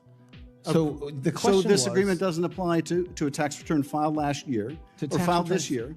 to tax returns filed after the date of the agreement? No, No, it does not before the apply. agreement. A tax return filed in this calendar year before this agreement. Before the agreement, it applies, not Yes, after. okay, so for a tax return filed this year for last year, for the billions he made, there's no tax liability, even if he cheats on his taxes or his kids do or his business do. He is absolved of that further potential liability. No. Well, it's in the plain language of your agreement. Did you write this language? You by have the to way? use the facts, though. Did that you- He hasn't did filed you- taxes yet. So when he files taxes, there's no. Wait, he hasn't filed taxes yet. Did you write this language? Did I? Well write- past April did I type it up 15th. myself? Did you write this language? No. But you put your name to it. I did. So who wrote this? I don't know the person that actually typed it. I don't know who it is. Was someone it within the was it Department one of of the Justice. president's lawyers, or was it someone from the Justice Department or IRS? This document would have been Yes. somebody within the Department of Justice. Well, you have no idea who that is. I don't know the name of the person that typed And it up. did you debate with them the statute of limitations, which clearly would preclude the president's claim, this $10 billion lawsuit? We had extensive discussions internally about the underlying litigation. And did you reject the statute of limitations defense? I'm not a judge. I don't reject. But you things. I mean, signed an there was- agreement there for was- the there U.S. was discussion around you, the you signed an litigation. agreement for the U.S. basically indicating that the Justice Department's position that the statute of limitations applies doesn't matter. I did. That's not what I said. I didn't say Well, that anywhere. Who rejected the 25 defenses the IRS had to this sham lawsuit? Who rejected them? Who said that these defenses we're not going to accept, we're just going to go with the president's agreement and the slush fund There and was this immunity? There was a lot of discussion internally. But you made the about decision. case. What's the decision? What do you mean? You made the decision to not defend the IRS and the Justice Department. You made the decision instead to sign this slush fund agreement. We made the with decision president. to settle the case, correct? Yeah. And in doing that, you basically decided that you were going to be the lawyer for the president and the lawyer for the IRS and the Justice Department. As the court found in this No. case, Yeah. there was no adversarial relationship. Yes, the there court was. found it was a sham. It was a collusive relationship. And what I don't understand, Todd Blanche, what happened to the Todd Blanche who was a prosecutor in the Southern District of New York? What happened to the prosecutor people had respect for? What happened to the prosecutor who once respected? No way. What happened to the prosecutor who said that there wouldn't be a whiff of political partisanship and then prosecutes the president? People respected this dude? No. Cases over making a video stating the plain law and Constitution. What happened to the Todd Blanche of the Southern District of New York that could convert him into you, someone willing to say the president has both the right and the duty to prosecute his political enemies? I cannot never said imagine that. the Todd Blanche of the old days would have ever done that. What happened to you, Todd Blanche? I'll tell you this. I think Robert Caro had it right when he said that power doesn't corrupt as much as it reveals. I suspect it has just revealed who you are. And who you are is someone willing to sacrifice everything you once believed in for that title, for that position of Attorney General. And it is a sad story that we have seen from Trump appointee after appointee after appointee. Sycophants. People compromise themselves little by little and then a lot by a lot until they're sitting before this committee and trying to justify the unjustifiable. I yield back. Ass kissers. May I just briefly respond, Chairman? Yes, you may. Very briefly. So, you asked me what happened to Todd Blanche. I am still here. He's hunched over. I am the same exact person I was when I was a federal prosecutor in the SDNY, which is do the right thing and do everything you can to keep communities safe.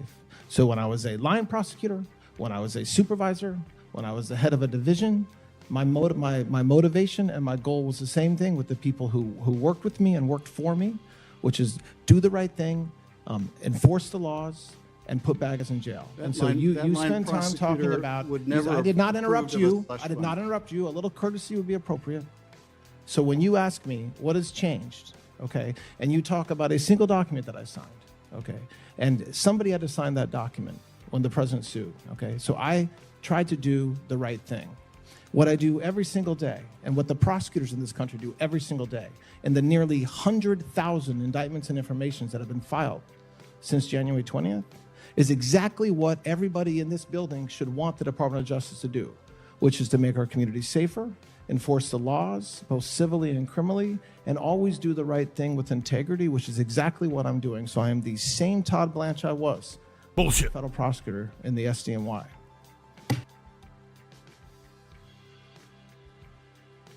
Speaking of integrity, we have one more bit of testimony to watch today before we move on to some crime stories.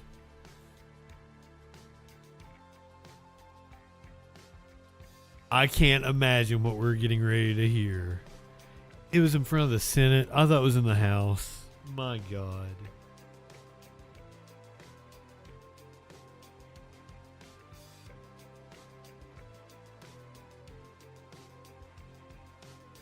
First witness will be Nick Shirley. He is an independent journalist known for his on-the-ground investigations, which he publishes on his social media pages and the Anti-Fraud Club website. Mr. Shirley.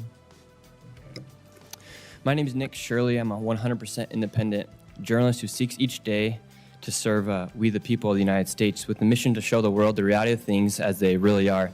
America was built and created by strong men and women who loved America and never would have thought to rob, steal, or cheat from its very own citizens. Unfortunately, today, America...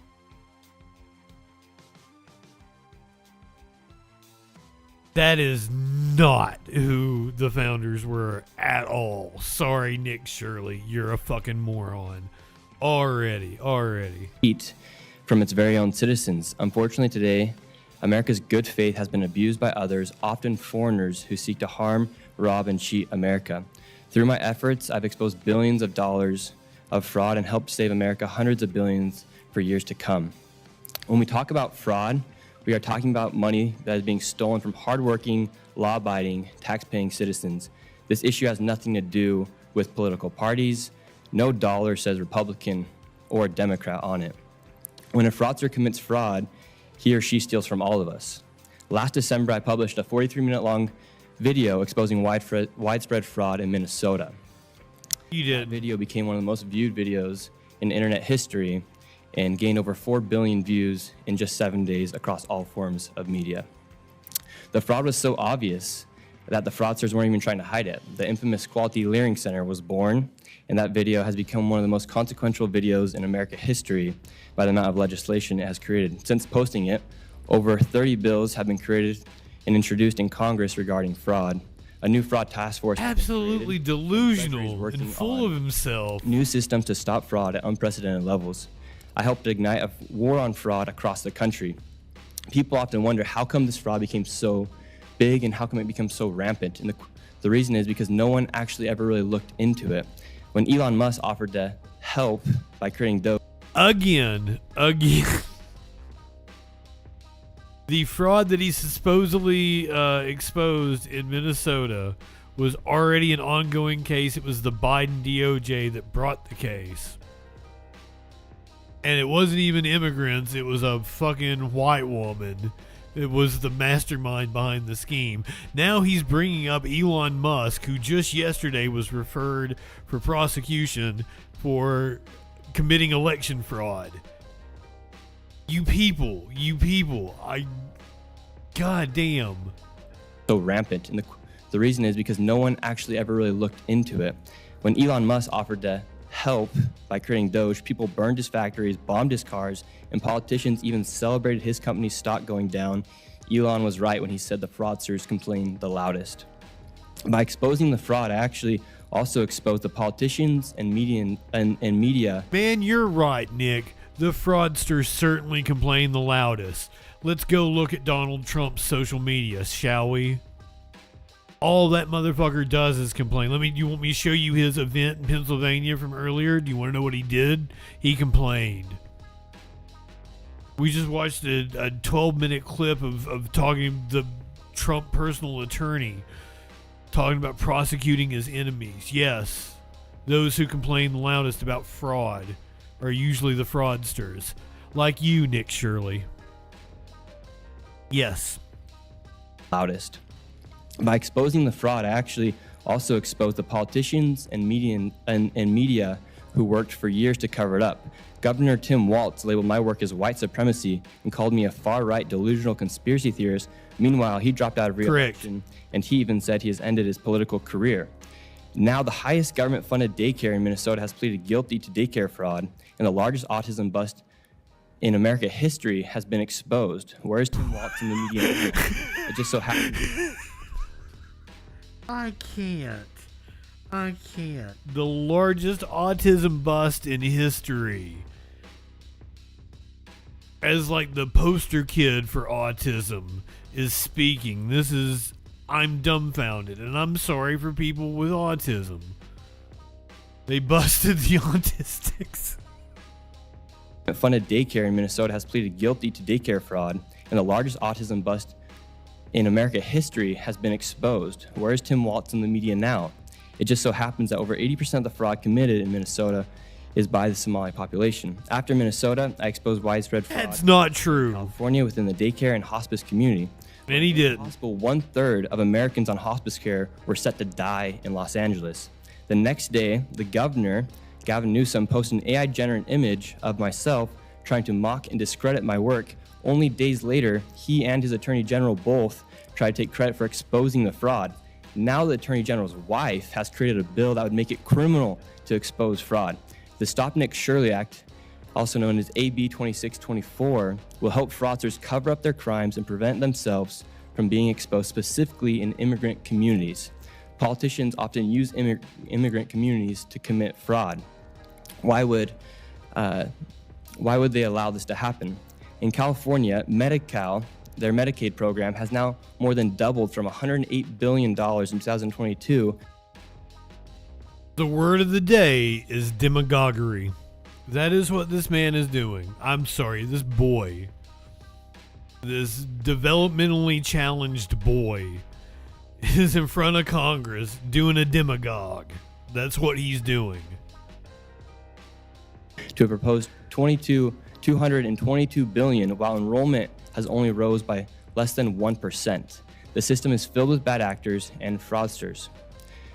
In New York City, government-funded adult daycares pay for elderly Koreans and Chinese to play ping pong and do tai chi at the taxpayer's expense. An impossible number of patients are registered, and those patients receive kickbacks for attending and signing up their friends. Over $2 billion has gone to these fraudsters at the taxpayer's expense.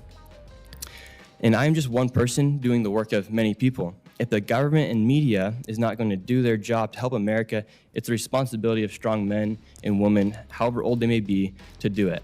I am doing it despite. And he always says woman. It must be done. I'm doing strong men and woman. Americans that government paid officials are supposed to do. And the media teams across the country have millions of dollars to do this, yet they don't look into this fraud. They've actually quite literally failed us. If we as Americans do not stand up to protect our country, we will lose our country. Fraud is so rampant in the United States, I could go to all 50 states and uncover millions of dollars of tax dollars being defrauded, wasted, and abused. It is my wish while sitting in front of you guys today that you take action and help Americans by cracking down on all of the fraud, and to simply put Americans first. Thank you. How is anyone taking him seriously? The only reaction to that is to laugh.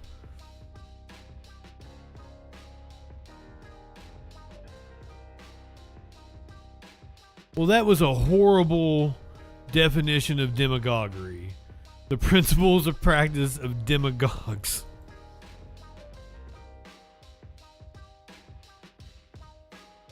There we go. A political leader who appeals to popular prejudices and who makes false claims and promises in order to gain power.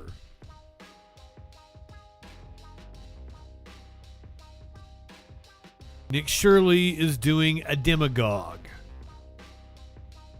appealing to popular prejudices making false claims and promises in order to gain power. In this instance, clicks and views on YouTube for money.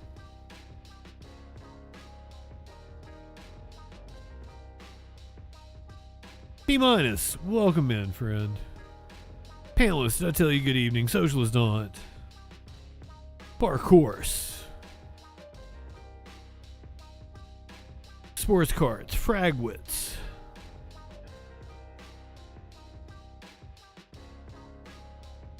Politically. Now that you're all here, we should totally get high.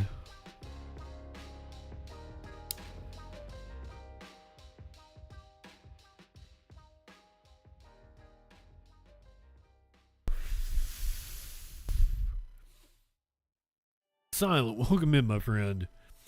Tomorrow night, we're going to come on a little bit later, probably not 6. Not sure exactly what time we'll come on. We'll be on by 8, probably. 9 o'clock is the Trump speech where he's gonna announce something crazy about the 2020 election.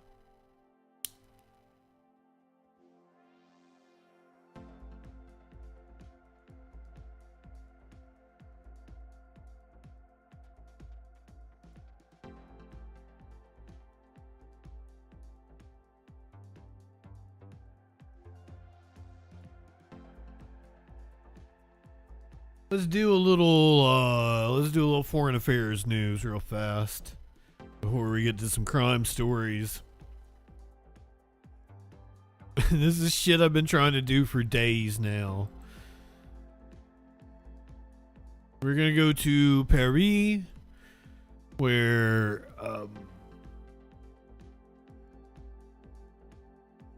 French opposition leader Marine Le Pen going to be running for president of the country with an ankle monitor. France already had one of the most important elections on the global calendar for next year. Now it has one of the most unusual too. Far-right leader Marine Le Pen has confirmed that she'll be seeking the presidency of France for a 4th time. And this despite having been found guilty not once, but twice by French courts of embezzling public funds. It's a stunning picture. A candidate who was sentenced Tuesday to court-ordered electronic monitoring, potentially with an ankle bracelet, now out stumping for votes to become the leader of the European Union's largest country.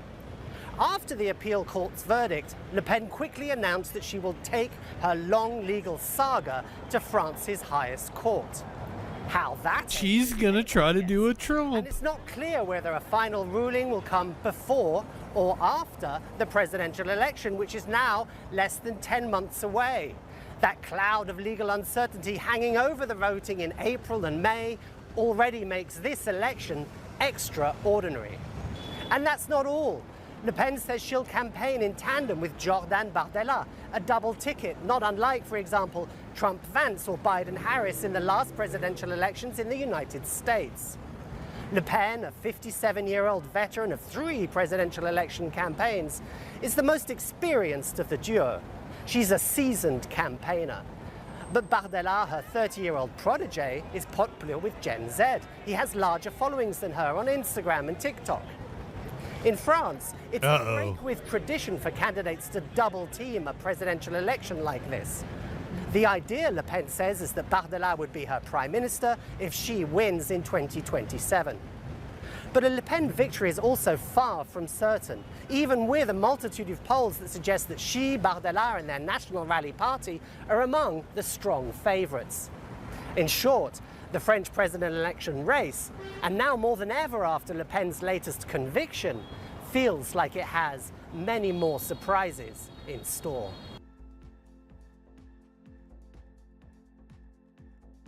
France, don't do it. Don't do what we did. Come on, learn a lesson.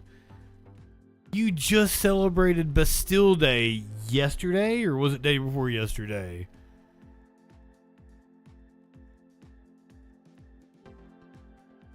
It's time for guillotines. It's time to raise the boards. Today marked Prime Minister Keir Starmer's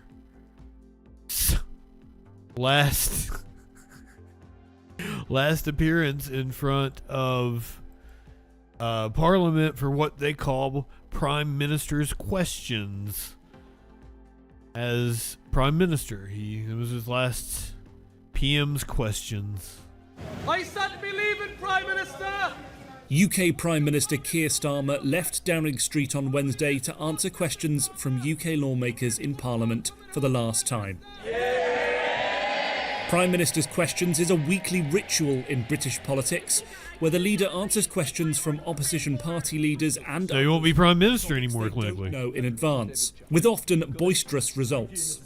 But Starmer's last session was a gentler affair, a mix of seriousness and political criticism, personal tributes and jokes as he defended his record in government. And after 2 years, we've stabilised the economy, we have invested heavily in our public services, we put better protections in for children, particularly on child poverty. We've strengthened our defence and we've enhanced our international reputation. I'm proud to leave this country in a better shape than I liked Rishi Sunak better. He also used his last session to highlight his horror at the killing last week of former lawmaker Anne Widdecombe, with counter-terrorism police investigating it as murder. Mr. Speaker, it is chilling that during my time in this Parliament, 11 years, 3 serving or former MPs have been murdered. She was a distinguished politician with deep convictions, whose vivid and fearless character captured the public imagination. My heartfelt condolences go out to all of her friends and all of her loved ones. After 2 years in power following a landslide election, he will stand down on Monday and hand over power to new Labour Party leader Andy Burnham. His farewell ended with a standing ovation from all sides of the chamber and a message to his family and the people of Britain. To all those in the gallery whose lives have been changed or improved by this Labour government, and all across the country who struggle to be seen or heard, you're the reason I came into politics. To my wife and children, I love you. Goodbye.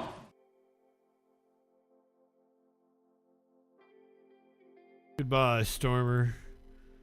You mentioned the murder of Anne Widdecombe, which I just thought, she was an old bat. I thought she died of natural causes, but apparently that is not true. They've brought in the counter-terrorism investigators, saying this is some sort of a targeted attack.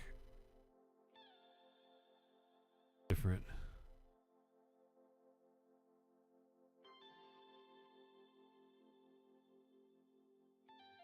This is just a press conference. I don't want us to just get a press conference. I want to...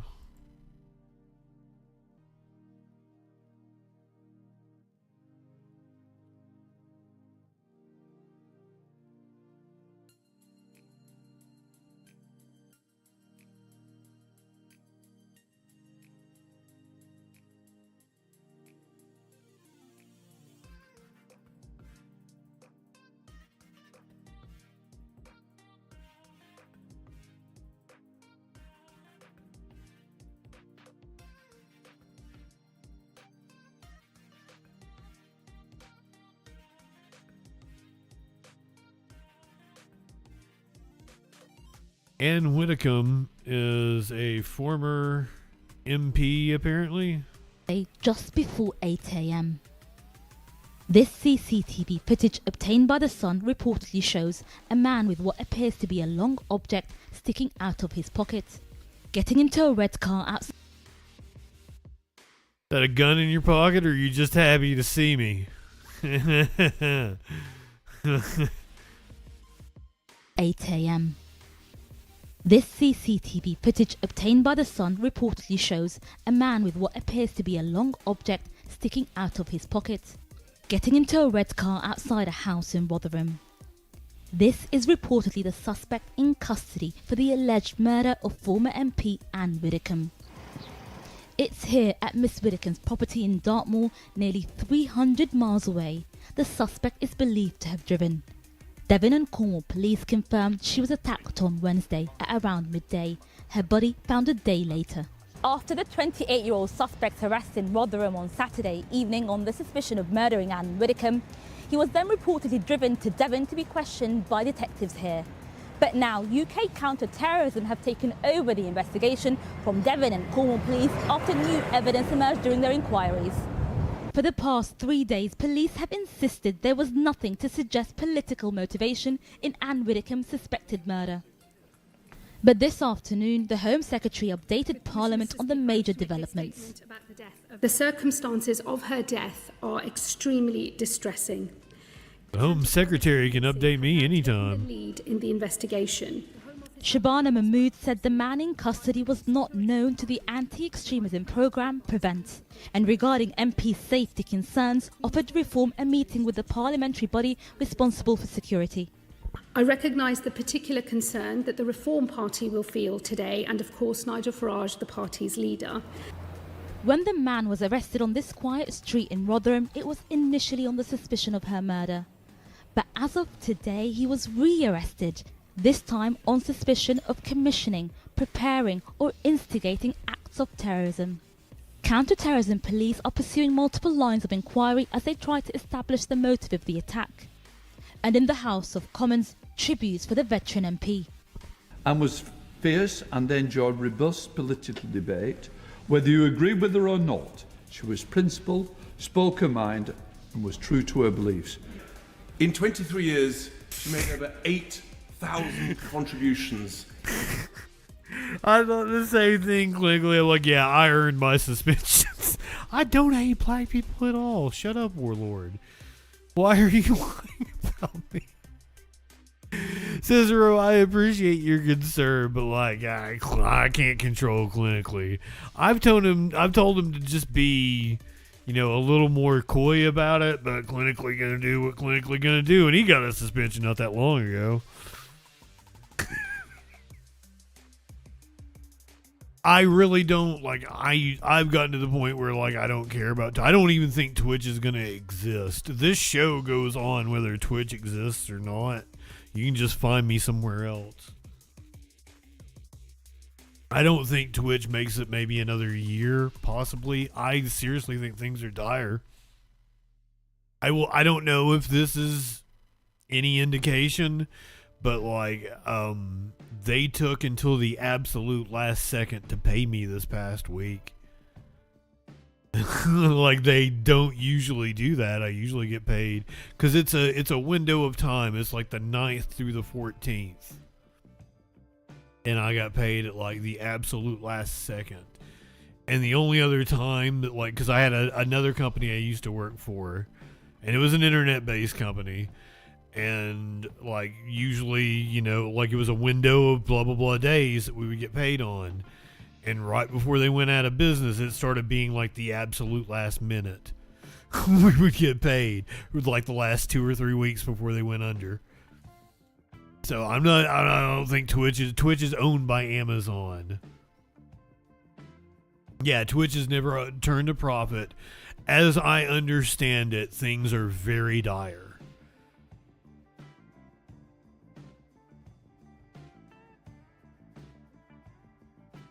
But Amazon owns them, so they can afford to operate at a loss for as long as they want. How long is that? That's what, and I don't mean to relitigate this or anything, but that's what, there are streamers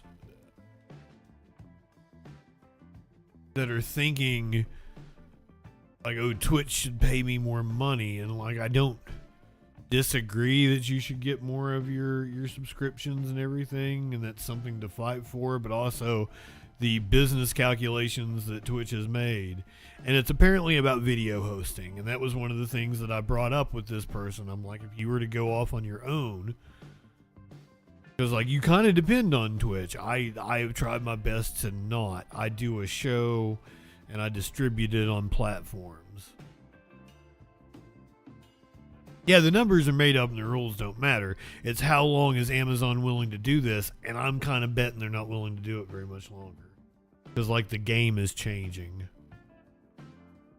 Have you guys felt that there's been a change in the algorithms and shit this year?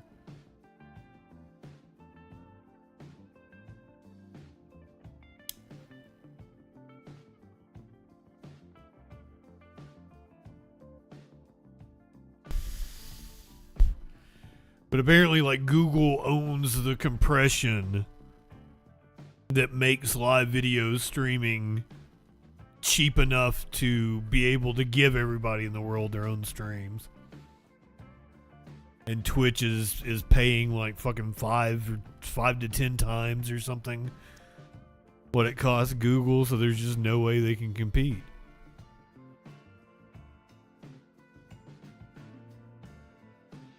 Fascinating business move.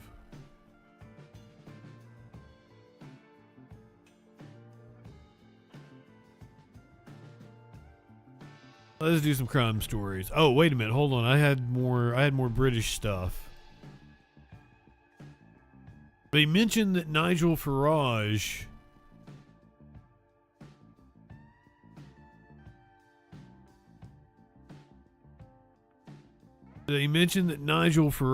is the leader of the Reform Party, but I haven't really kept up with it. I think some shit has went down and somehow he lost to a trash can, if I understand correctly. Let's find out. Of Clacton come to cast their votes in the newly announced by-election later this summer, it seems they will have a choice between two main candidates: a man accused by some of spouting total rubbish and a sentient bin. Reform UK leader Nigel Farage has announced his intention to resign his seat and stand again. The move follows a parliamentary investigation into £5 million of undeclared cryptocurrency gifts from billionaire Christopher Harborne. Farage denies wrongdoing, calling the probe a political tool, but the move effectively suspends the investigation during the campaign. In a rare show of unity, the major political parties are boycotting the ballot. Labour leader Sir Keir Starmer labelled it a desperate political stunt, while the Conservatives' Kemi Badenoch called the by-election fake. With mainstream parties stepping aside, Farage's primary challenger is now Count Binface, a self-described 5,072-year-old intergalactic space warrior from the planet Sigma-9. I didn't know that it was possible to outdo Vermin Supreme. This might be better lore. Holy shit. Count Binface. Farage's primary challenger is now Count Binface, a self-described 5,072-year-old intergalactic space warrior from the planet Sigma-9. His policies are similarly spaced out, with proposals to bring back CFAX, nationalise Adele, and conscript anyone who plays loud music without headphones on public transport. Love it. That is the best platform I've ever heard. Nationalize Adele. Great policy. Like, throw anyone that listens to music without headphones in public areas in the trash. One who plays loud music without headphones on public transport. Behind the bin basket mask is comedian John Harvey, whose satirical alter ego has become a fixture of British politics, previously challenging former Prime Ministers Boris Johnson and Rishi Sunak. Should he somehow end up in Parliament, he would have to remove that striking silver headpiece. MPs can't wear headgear when they are addressing the House of Commons. There is also a ye-old restriction that bans them from wearing suits of armour in the chamber too. You can't wear a suit of armour? 13. So that rules out his intergalactic threads too. While Binface admits he is only quietly confident about his chances, he told reporters he loves British democracy because it allows anyone to stand for election, no matter how idiotic the get-up. In the 2024 general election, Mr Farage won 46% of the vote. But recent by-elections in Caerphilly, Gorton and Denton and Makerfield have shown Reform is vulnerable to tactical voting.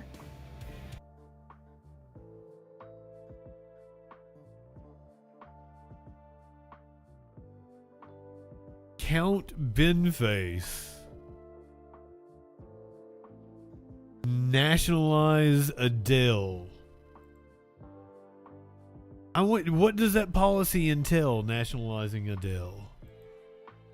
Whitcomb had moved to Reform, that's Nigel Farage's anti-immigration party. I think Farage seems to have made a big mistake. We've talked about this last week. By quitting his seat to run again for it, to supposedly show that voters back him, just when there's a parliamentary inquiry into his failure to declare gifts from a billionaire and from a former criminal. And if this inquiry finds against him, they could order a by-election on top of this by-election if he wins this. But the big parties refused to run in this election, leaving him... Does that make it a by-party? Count Binface, a man dressed as a rubbish bin whose platform is that he is not Farage. And a lot of people really don't like Farage. Is he in any danger now? Yeah, this was proving impossible to explain to an American audience when I was on one of our sister channels. No, it's not. Have you seen our politics? Do you think you can't? I had an analog for this. We have a vermin supreme who has run for president multiple times. We told, like, shut the fuck up. I think this is an Aussie. This isn't a Brit. A Brit wouldn't say something that stupid. This Aussie over here trying to denigrate us and tell us that, like, we wouldn't get a Count Ben face. Are you serious? Fuck you, Sky News. Impossible to explain to an American audience when I was on one of our sister We invented this shit. Over the weekend. They just don't get it. But I would kind of compare it to what happened with Farage was sort of Nixon's 1952. No, what they didn't get, and I went through this with Warlord, is when you said bin face. We don't call trash cans bins. That's what they didn't get. And you're too stupid to understand that. Checkers moment where he was under a lot of scrutiny over public finances, and he started to think that, you know, he understood democratic legitimacy comes from voters and not elites. And that's essentially what Farage was trying to do. But you're right, unfortunately, her show is called Triggered. Against him. They're not going to run any people in what they call a sham election. And you're right, it's kind of fallen flat on its face for Farage, because now he's just up against a bin. He's running in a safe seat that everyone knows that he'll win.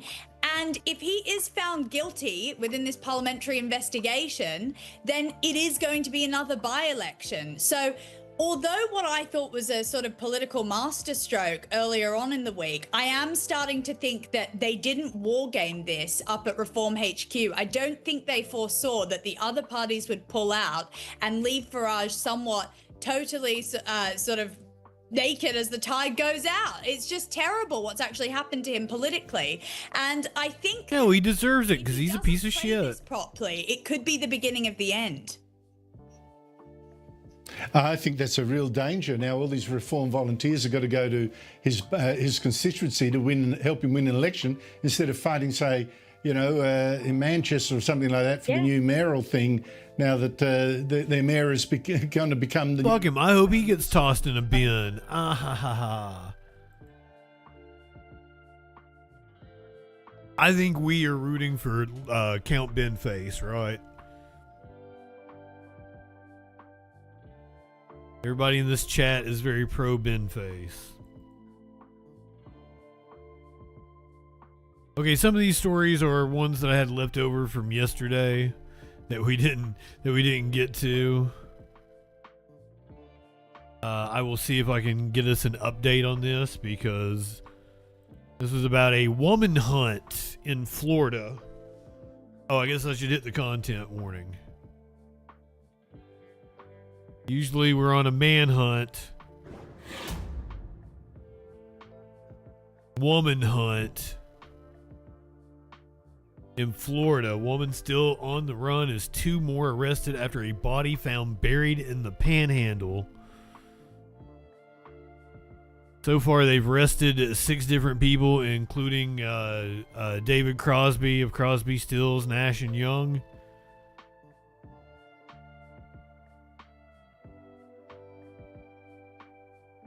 How'd she get mixed up in this? Apparently, she's the one on the she's the one on the run. More people are behind bars after authorities uncovered a man's body in a shallow grave. Isabel Johnson, 38, is actively running from law enforcement on an open count of murder. 5 suspects now face charges in the homicide case as the search for the final suspect intensifies in the Panhandle. See if we can get an update, because once again, this is from last night.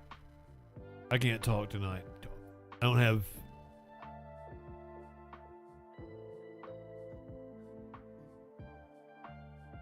AI turned off on this browser. My Google searches are untainted over here.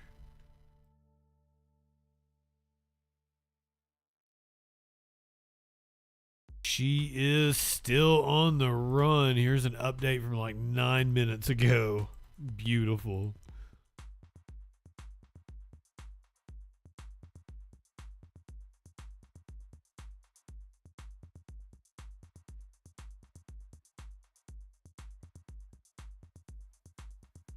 Combined $11,000 reward is being offered for information leading to the arrest of Isabel Johnson,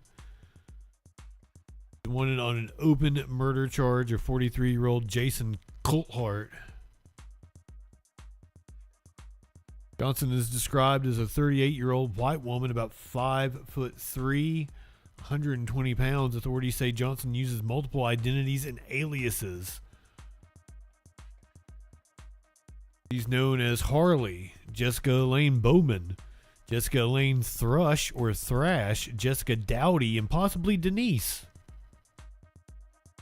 Investigators say Johnson often moves frequently and may try to persuade people to help her by appealing to their sympathy, including claims of domestic violence or personal hardships. She's believed to have a floral tattoo on her left hand near her thumb and forefinger. Another tattoo on her right ankle. I have video of the last time she was seen. This was like 6 days ago at this point, so there has been a woman hunt going on for like 6 days.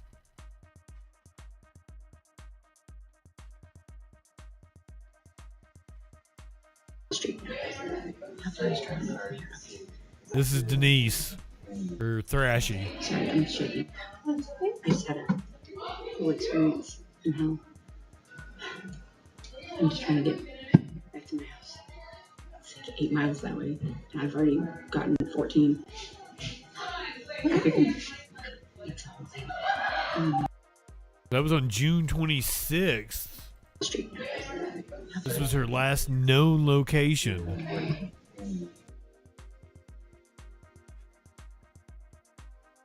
He is believed to be actively evading law enforcement. A business in Destin. A newly released video shows the last known location of a woman wanted for murder. The Walton County Sheriff's Office continues to search for 38-year-old Isabel Johnson. She is believed to be actively evading law enforcement. Johnson is wanted on an open count of murder after they discovered human remains in a shallow grave on a property off Sunset Lane in Freeport on June 25th. The video shows Johnson at a business in Destin, time-stamped for June 26th. It shows her interacting with a front desk clerk. Just yesterday, the Walton County Sheriff's Office confirmed the remains belong to 43-year-old Jason Christopher Coulthart. He was reported missing on May 24th to the Niceville Police Department. Johnson is described as a white female, approximately 5 feet 3 inches tall and 120 pounds, with brown hair and hazel eyes. But the video shows that Johnson may have changed her appearance. What we want you to know is that from the video, you may be able to tell that she has some possibly shorter hair, but she also may have changed her appearance since then. Maybe dyed hair, shaved head, something like that. So it's important for the public to understand that she may not look exactly as she does in this video, but this is the last known photograph or video that we have of, again, Isabel Johnson out of the Freeport area.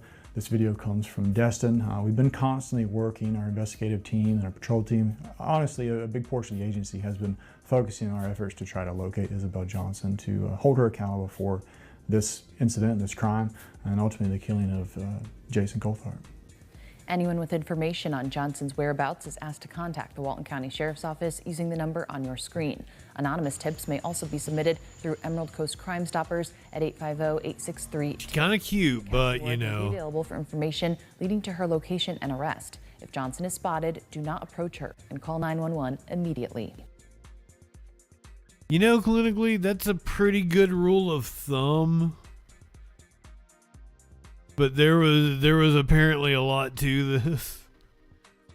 I will say in most cases, if a woman kills a man, yeah, it was probably justified. But the fact that they arrested 5 other people, there was a whole burying him in a shallow grave and shit, that entails more.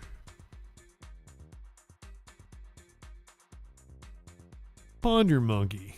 Don't approach her. You would think I've learned my lesson over the years. Kelly, welcome in.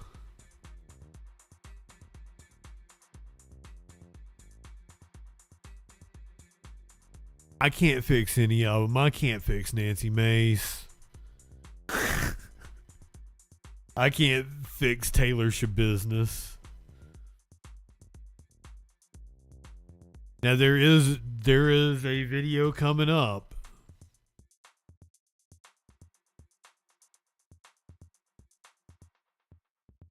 A marshal was killed in Louisiana yesterday, I think. I think it was yesterday. This was possibly day before yesterday. Thank you for joining us for News 10 at noon. I'm Lydia Alcala. We begin this hour with new details about the deadly officer-involved shooting in Alexandria. On Monday, the U.S. Marshals Service confirmed a deputy U.S. Marshal lost his life trying to serve an arrest warrant on a fugitive. Jay McCulley spoke with neighbors who were shaken by what they witnessed. Hey, clinically, not the only one I got. It's crazy to me. I've just never seen nothing like this before. Seeing all these big guns, it's scary. This was the startling scene neighbors are describing. Dozens of law enforcement descended on this South Alexandria neighborhood Monday afternoon. This after shots rang out as they worked to hunt down a fugitive. It was distracting, man. I couldn't even do my job. It was just distracting, man. You know, like not really knowing what was going on, man. The matter at hand, a deadly officer-involved shooting according to multiple sources. Not even 5 seconds later, that's when we heard the gunshots. It just went boom, boom, boom, boom, boom. So the cops ran back out. This neighbor who asked not to be identified says she witnessed everything, her motherly instincts kicking in to protect her children during the chaos. I just kept telling them, just get down. I had them in the room down because I didn't know what was going on. After the 3-hour standoff, the FBI office in New Orleans called the shooting an assault on a federal officer. It's heartbreaking as well because that officer has a family. The Rapides Parish Sheriff's Office confirms the suspect sustained injuries during the standoff and was taken to a local hospital. A neighbor I spoke to told me she knows the suspect and he lives a few houses down. He was a good man, you know, he was always in good spirits, you know, so definitely didn't expect this. I also spoke with Louis Means, a cashier at the nearby Tobacco Plus. He told me he also knows the suspect. I actually gave him a ride over to Popeyes one day, and he spoke a lot of life into me. He was a good dude. He had a lot of wisdom on him. You never would have expected something like this, you know, like. Meanwhile, many people in this neighborhood say what happened in their community has left them feeling uneasy. I don't like it here. I have kids. It's terrible. They don't need to see stuff like this, so it does make me want to leave. I'm just tired of all the shooting in this city. You know, this city just, I don't know, it just needs to stop all the violence in this city, and we need to come together as a community. And oh man, I saw it just a it's just ending.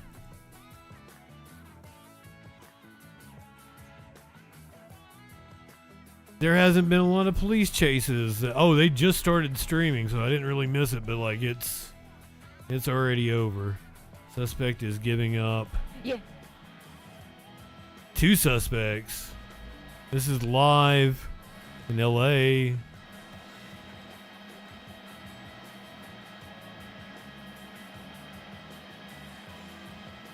Yeah, absolutely.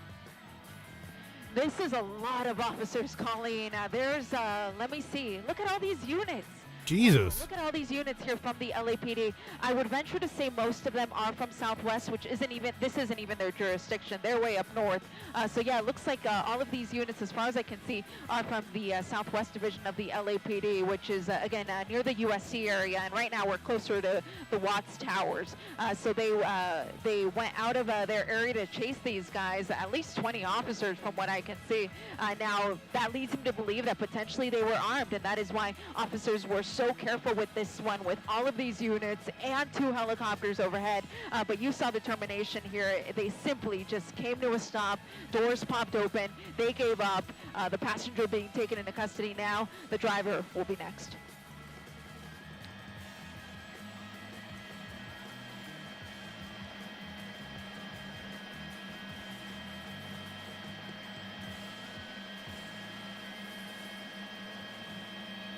Cool, thanks guys.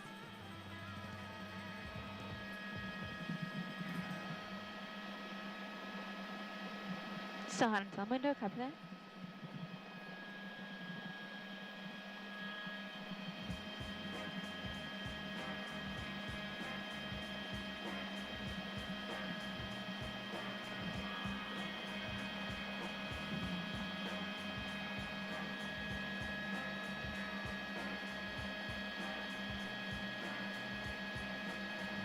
I'm sorry, clinically. I thought I had another cop death. Apparently I don't.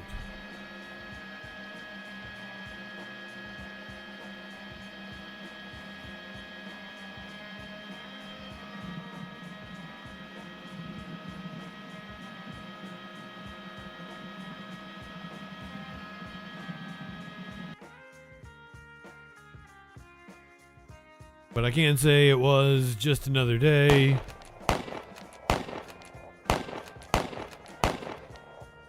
Mass shooting USA. This one at a Kroger in the Houston area. Multiple people injured. Are now critically injured after a shooting inside of a Kroger in northwest Harris County. Fox 26's Jillian Hartman there live now with those details. Jillian. Hate that. I'm a Kroger shopper. People were shot inside his Kroger store. Both of them are in critical condition. Not even safe at a Kroger. That a possible suspect has been detained. Now, this is a very active scene. Multiple agencies are here right now. Authorities have this grocery store roped off as they investigate. Yeah, this is from like an hour ago. This is fresh off the presses. Before 3 p.m., we are outside the Kroger store along Cypress Wood Drive. Harris County Constable Precinct 4 says deputies responded to the scene here following reports of shots fired inside the Kroger. Deputies say 2 men were shot and they were both life-flighted. When deputies responded, they found one person walking out of the store and the other still inside. One man had a gunshot wound, is in critical condition. The other man had multiple gunshot wounds, and we're told he's also in critical condition. So authorities say one of the 2 people shot may be the shooter. At this time, deputies are reviewing the surveillance video inside the store. We are told no. Well, I'll have to retract my mass shooter. This time, where exactly inside the store the shooting happened. From a mass shooting. Deputies that a man wearing a yellow 2 does not classify as a mass shooting. Was seen firing a weapon inside the store. Authorities say it's possible 1 gun was fired. I spoke with some customers who were shopping inside when the shooting. You don't have a Kroger, Oregon gal, huh? It is a regional thing. Grocery stores are regional chains. I have a map that actually illustrates that. Oh my God, I can't believe I'm doing this. It's been long enough that there's plenty of people that have no idea what I'm getting ready to put on them. The fuck is my map?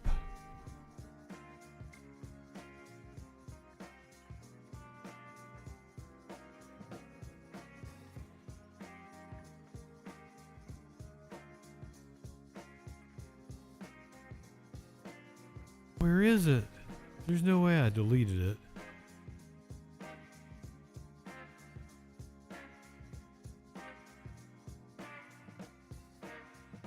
Oh, there it is. There's no way I got rid of this. This is America's favorite grocery stores by region.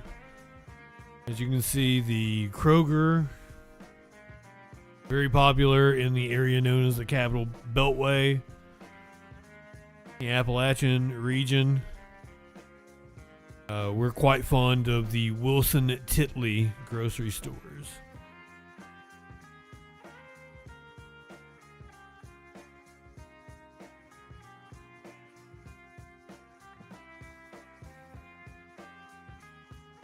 Everybody, what is the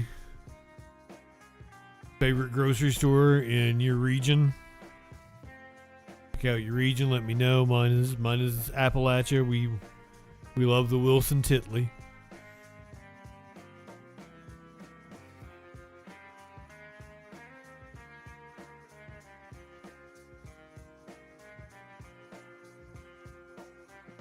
Sparkles sent this to me probably like 10 years ago at this point.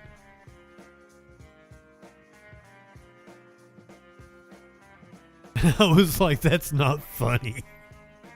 And she said, yes, it is. Go look at the comments. And people were like, if you could come to blows in a comment section.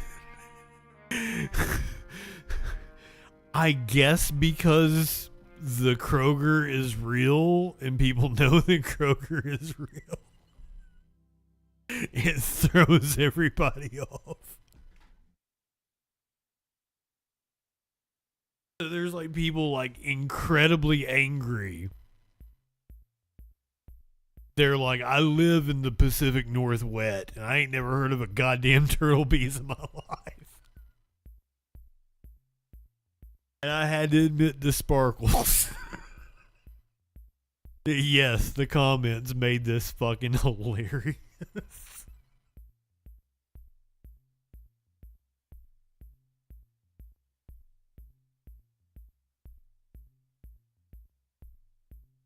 That's why I think they're absurd, but they're just real enough that you could believe it. Wilson Titley.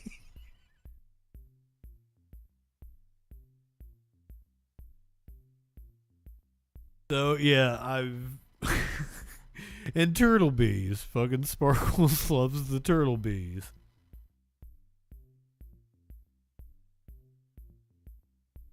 No, Byronic. The favorite grocery store in your region, which is Spicy Town, is Corb Torson's. And if you'll this meme is the reason why I always say Pacific Northwest. And I always call it the Gulf Toast.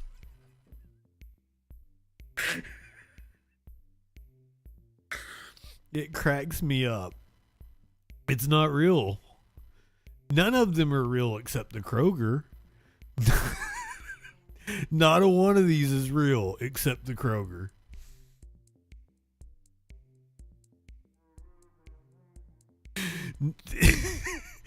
So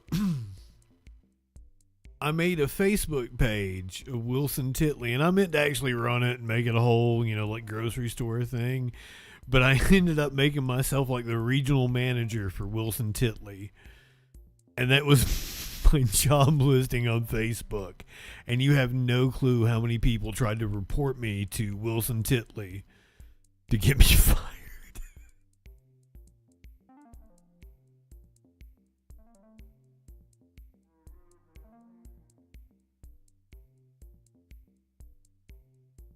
In the mid-up. The Minotaur is the favorite grocery store of the mid-up. They got the Food Mommy in the Plain Plains.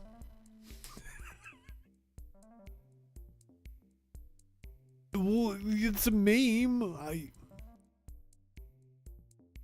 Once again, I have a hard time tiptoeing the line. I am a comedian. I do things for the jokey joke, but also I deliver the news.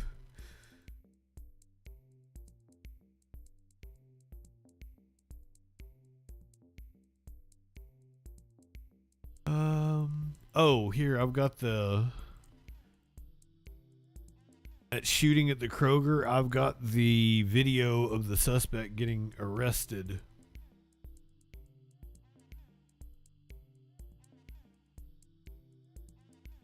I'm fake news.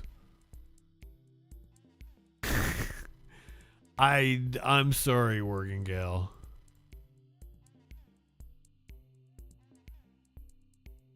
Why is Kristi Noem back in the news? I saw that she is getting a divorce. Should I don't know where to call now. She's like a attaché or some shit. She's got some token job. I don't know if it has an office. Can I call Kristi Noem's office? This is the video from the shooting at the Kroger.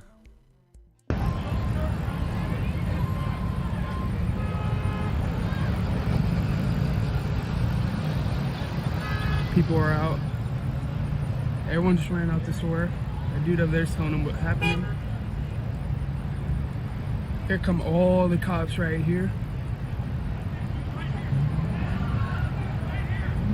Oh, he's right over here. Look, they got him right there. Coming live. Chase, coming live. Chase and walk. They got him. Oh. They got him. He's down. Coming live. On the ground. Calm down. Right by the group of people. He tried to blend in, it looks like. Jake, let's go check the Pokemon machine. They got him. Yeah, they have him on the ground. Yeah. Oh.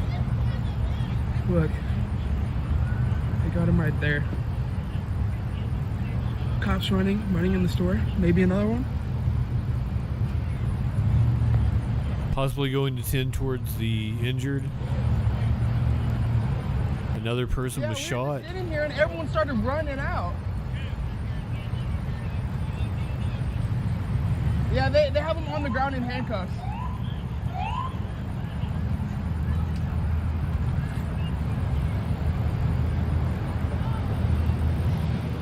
Yeah. Oh, these cops.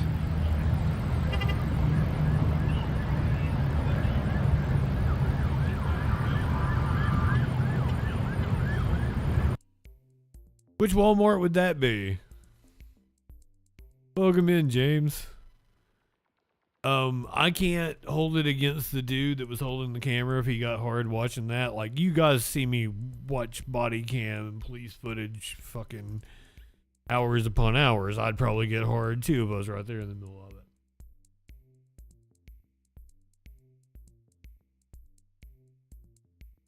Can't fault the dude.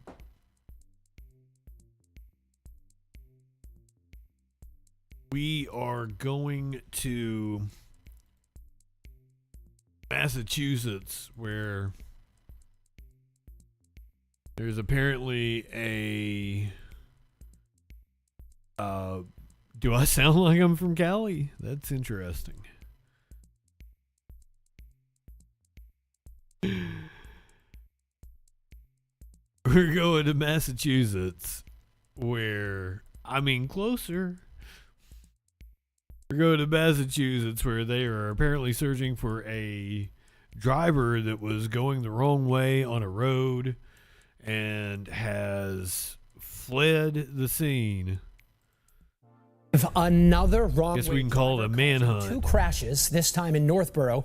It happened last night on Route 290 West. And investigators say several cars actually had to swerve out of the way to escape disaster. The mother of a teenager who was in a car that just avoided a crash is calling for new attention to this, including more safety research. WBZ's Christina Rex joins us live in Northborough with the story. Christina. Yeah, Lisa and David, that mother is wondering why there have been so many wrong-way drivers, not just in Massachusetts, but actually on this stretch of 290 in Northborough here behind me. Now, as far as last night's crash goes, one person was injured but is expected to be okay. And so far, the wrong-way driver has not been caught. The child almost didn't come home tonight. Yeah, she didn't white balance her camera. It's kind of annoying me. Louis Aunt Collins relieved to have her son and his friends home safe after they narrowly avoided a crash with a wrong-way driver. We're just really enjoying the moment. And then I see down the road, like probably 30, 40 yards, and we see like this car coming on the on-ramp. We see like 5 cars spun out. It happened on 290 West in Northborough shortly after 10 p.m. Tuesday. Today, some of the cars involved sit mangled in a local tow yard. Labeled as a highway accident, state police say they actually swerved to avoid a wrong-way driver. I thought I was about to die. These teens were lucky to not crash. They said as the shock took over, it felt like their own car just swerved out of the driver's way. I really left us a moment like God's really with us. Just 3 weeks ago, a different wrong-way driver died in this fiery crash along the same stretch of highway in Northborough. Well, guess God wasn't with them. Cars coming the wrong way. Karen Padalano says she personally has encountered 2 different drivers trying to enter the 290 ramp in the wrong direction in the last year. And I don't drive that much. I work at home. Most recently on Monday, she says a car came straight at her on the exit ramp. Me and you both, sister. One way. When I just blared on the horn and they finally stopped and backed up. WBZ has reported on at least 5 wrong-way crashes in Massachusetts since May 6th, the day state police trooper Kevin Traynor was killed by a wrong-way driver.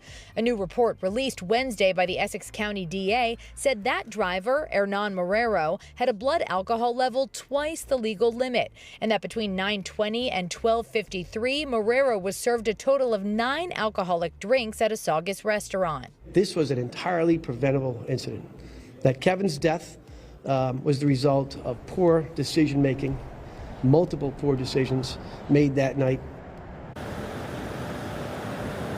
And back out live here in Northborough, last night's wrong-way driver and the 2 crashes that person allegedly caused. State police did respond, but they were not able to catch the wrong-way driver. So tonight, that person still has not been found. Live in Northborough, Christina Rex, WBZ News. They fled. So I posted the clip of it was a teen takeover,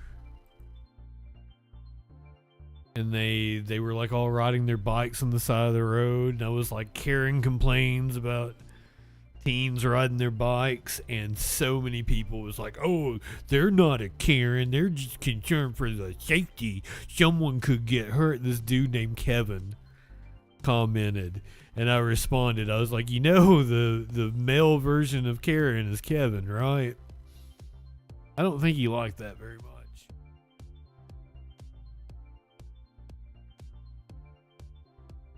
I played this video the other night.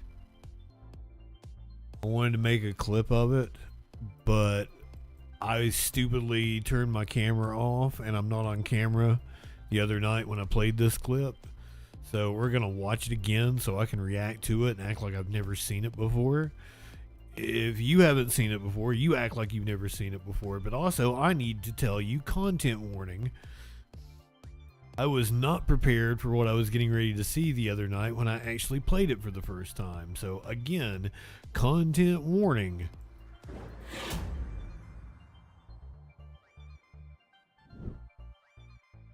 I had to stop and compose myself and then go back and watch it again.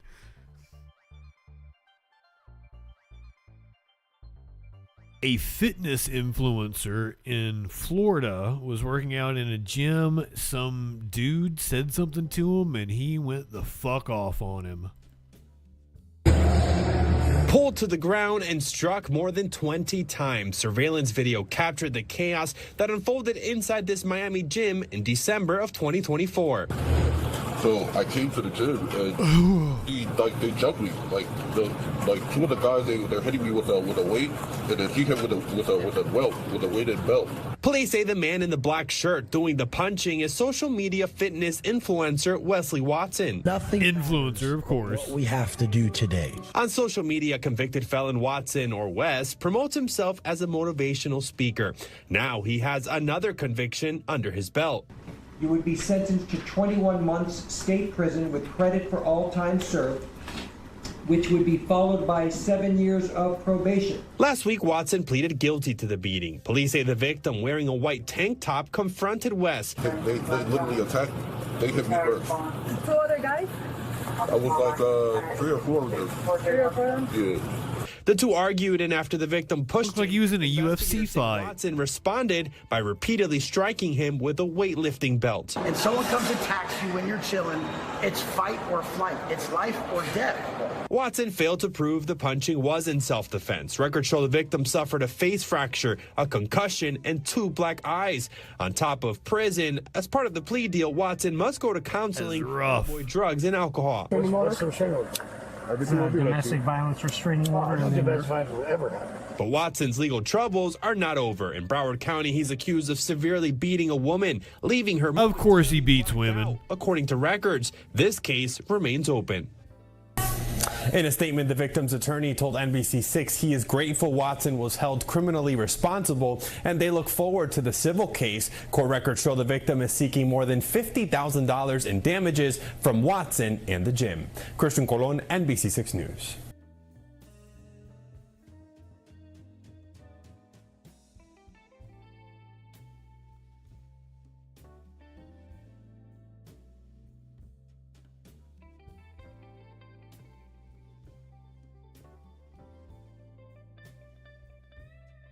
We got some video. Florida woman again. Florida woman again.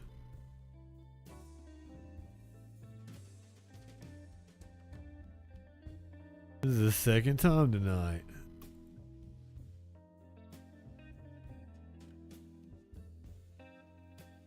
A woman attempted to escape custody by slipping out of her handcuffs during an arrest in Palm Coast. The incident began when Sofia Zevic allegedly got into a fight with her boyfriend and held him in a closet. Deputies responded to the scene. When they tried to speak with her, she became aggressive.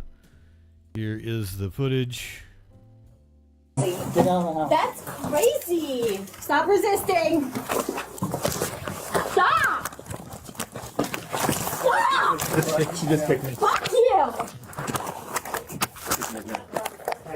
Hey, grab. I got her right there.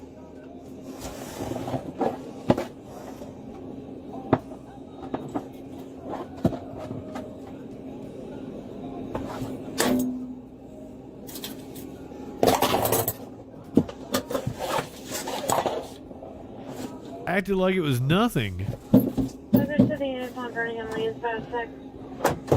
Ma'am, what's going on? It just came off. Yeah. That's crazy. Get out. Give me yours. Get out. Try this again. If you come out of them next time, you're going to be hobbled, okay? I don't want to do that to you. Sure, yeah. You're What about definitely. him though? You want to hobble? I got it. Yeah? Oh no, no. What about the bloody fucking mess I had? Ma'am, stop. Yeah, Stop. that's me. Is We're that not- fine for we're you as a not- woman? we're not doing Double this. I asked for a woman for this. If you push it, yeah.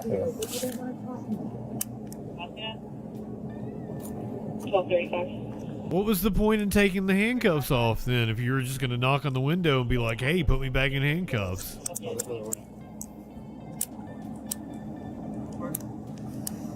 What are you? What are you grabbing him for? What are you grabbing him for?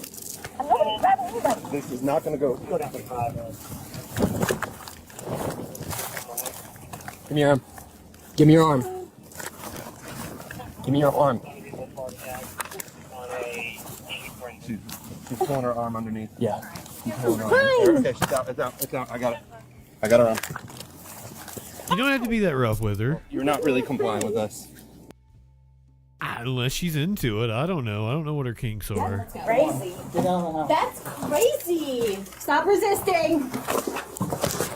Stop. Stop. I love the dude runs up and she kicks him. I hope she got him right in the balls. He's kicking She's authority in the authority balls. in the balls. I hope she got him right in the balls. Okay, that's crazy. That's crazy. Stop resisting. Stop. Fuck! She just kicked me. Fuck you! Hey, grab. I got her wrist right. She just kicked me. Fuck you.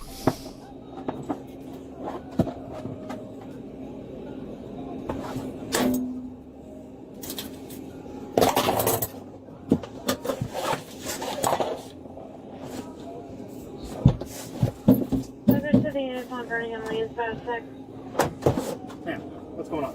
It just came off. Yeah. That's crazy. That's crazy. And then she starts putting her hair up. I love it. She's so nonchalant about You're it. gonna be hobbled, okay? I don't want to do that to you. Sure, yeah. You're What about definitely- him though? You want to hobble? I got it. Yeah? Oh, no, no. What about the bloody fucking mess I had? Ma'am, Stop. Yeah, Stop. that's me. Is We're that not- like Okay, a woman? We're not doing that. they've got the handcuffs on her again. Did she get out of them again? 12:35. 12:35 ride. Did she Houdini out of them right there in front of them?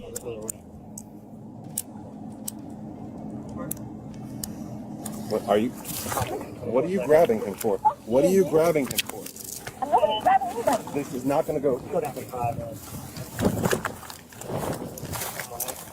Give me your arm. Give me your arm. Give me your arm. She got him again, didn't she? She's pulling her arm underneath. Yeah. She's pulling her arm. Okay, she's out. It's out. It's out. I got it. I got her arm. Ow! Well, you're not really complying with us. Well, maybe you just don't know how to put handcuffs on.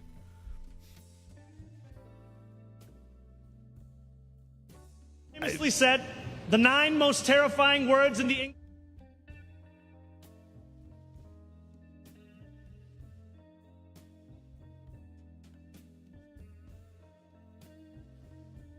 He's facing multiple charges, including resisting an officer and battery on an officer. Well, that's bullshit. If you didn't have any reason to arrest her in the first place.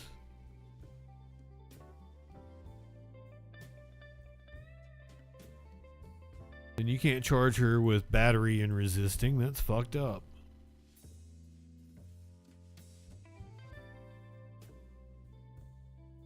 A boat apparently capsized, killing one person. 3 people are missing. This is near Alcatraz in the San Francisco Bay.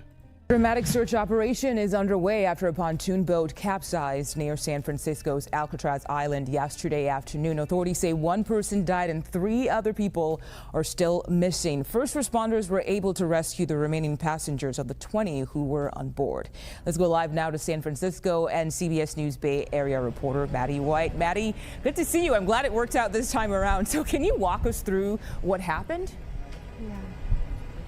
Absolutely. Well, as of this hour, it's worth noting that the Coast Guard has not yet indicated whether this has turned into a recovery mission for the 3 people still missing. This morning, their chopper was seen circling high above the bay where this happened, behind me, sort of near the Golden Gate Bridge. Today here on land, I met 2 good Samaritans, 2 fishermen, who say they were among the first people on scene when the boat started taking on water. They stopped by with their boat to help. They say they lifted several people from the water onto their small fishing boat. And today, one of them described the terrifying moments he witnessed. There was people inside the boat. They were trying to get out. It looked like yes, a pontoon boat barge thing. Like they give the tours on those kind of boats, that kind of thing, I'm assuming. Is that what it looks like to you guys? Something like a 20-passenger boat?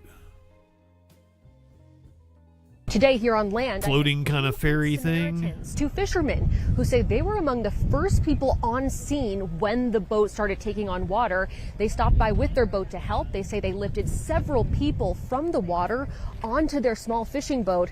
And today, one of them described the terrifying moments he witnessed. There was people inside the boat. They were trying to get out. And they were banging on the glass because there was only one glass open. So I was telling everybody to try to break it, but they were too old and too, you know, they couldn't. And there are white caps on the water, so fire officials say this has been an extremely challenging mission to conduct. Oh, that's sad.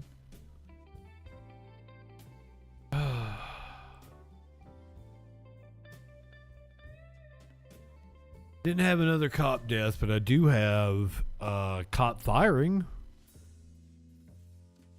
Oh my God, I can't believe the face she's making in the picture.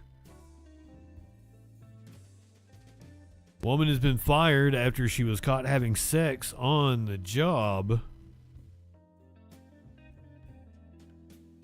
Apparently sometimes at a middle school.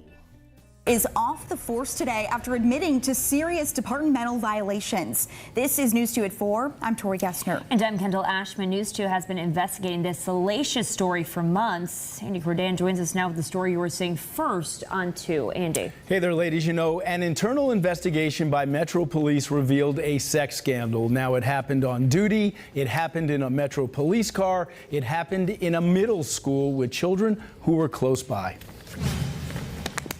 On the surface, Officer Lisa Vidrios and that's the face she's making at us. I'm Lisa Vidrios, and I transferred to Nashville from the San Diego Police Department.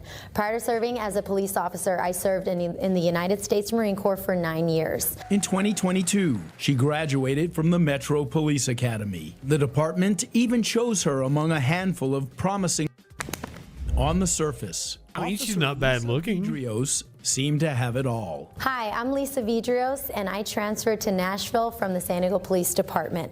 Prior to serving as a police officer, I served in the United States Marine Corps for 9 years. In 2022, she graduated from the Metro Police Academy. The department even chose her among a handful of promising officers to represent her graduating class. I came here to Nashville with my family, and my husband included, who is also now a member of the Metro Police Department with me. We have 3 children together, ages 6, 4, and 1 years old. And she's kinky. Time as a family and doing everything we can throughout the city of Nashville. According to this internal report obtained by News 2, in May of last year, the 37-year-old woman and another Metro police officer began having an affair. According to the Office of Professional Accounting, so not her husband, Lisa Vidrios, and the unnamed male officer, who's an 18-year veteran, reportedly had sexual relations multiple times while on duty, in police cars, and here at Madison Middle School, where the 37-year-old served as a school resource officer. According to the report, Vidrios and the veteran officer had sex in Vidrios's SRO office while children were present in the schoolhouse. According to the OPA report, there is overwhelming evidence that the officers had sex in a Metro building and the male officer's police car. That evidence includes video, pictures, and text chains, as well as an admission of wrongdoing by Vidrios. They filmed it. They were fucking in her office in the school, and she filmed it.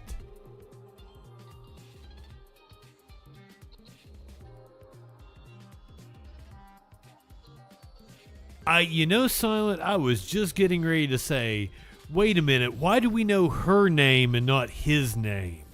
Especially if he was an 18-year veteran, he was a sergeant. So he was her supervisor? Shouldn't he be in even more trouble? Shouldn't he know better?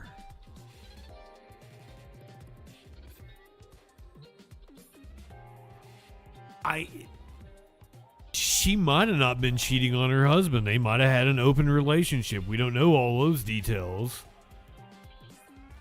Overwhelming evidence that the officers had sex in a Metro building and the male officer's police car. That evidence includes video, pictures, and text chains, as well as an admission of wrongdoing by Vidrios. According to the internal report, the male officer has not been interviewed because he was on medical leave during the investigation. Then he was approved for a medical pension for an injury he sustained on duty. This report indicates if he returns to active duty, OPA investigators will question him about this matter. Shouldn't he be fired? And according to the Shouldn't he lose his pension? Agreed to a suspension for some 30 days, after which she resigned from the police force. Let's send it back to you, Kendall. Well, thank you, Andy. News 2 reached out to the mayor's office for comment. A spokesperson sent us this statement, quote, "The mayor is consistent. Our first responders are held to the highest standard. When they don't meet that, it's not acceptable." The Metro Police Department adds Vidrios and the male officer were immediately decommissioned and removed from all police access on May 26, 2025, when the department was made aware of these allegations.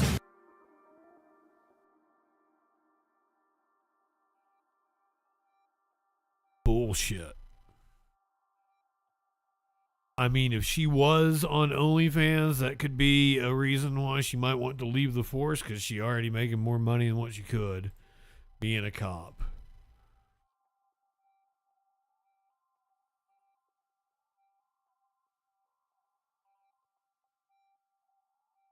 I didn't have my camera on for this one the other day, and I don't think you guys are going to mind seeing it again anyway, so here you go. This is a shirtless man tearing the fuck out of a Waymo.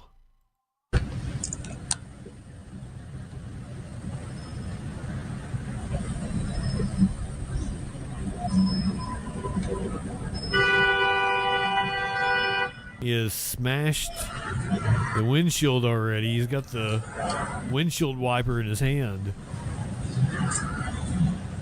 Not a bad looking dude either. Show off those pecs, guy.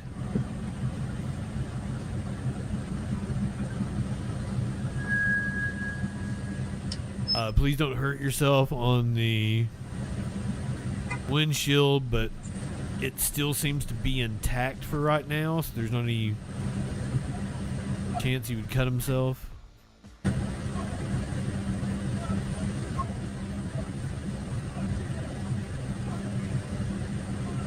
I'm not sure if they can hear you at Waymo headquarters like that.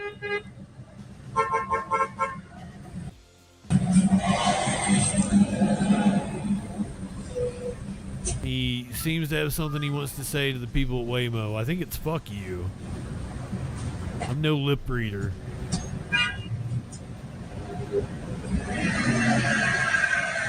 I don't think Waymos transport people, parkours.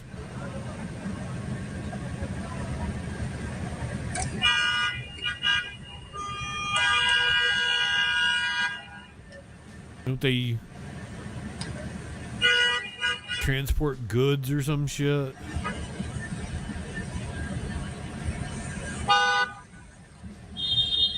I think they'll like go to a grocery store and you put the groceries in the back of them, they'll drive to the person. I'm not sure, because like they're still testing them in a way. That's why they're not in every city.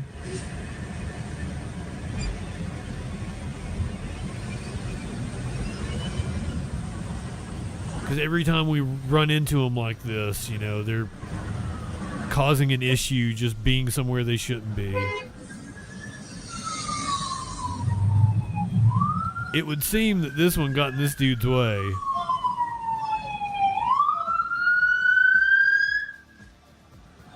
Some of them do get rides? Okay.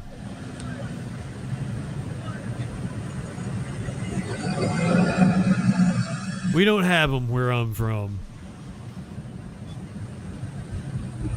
Perhaps he was the dude in the Waymo.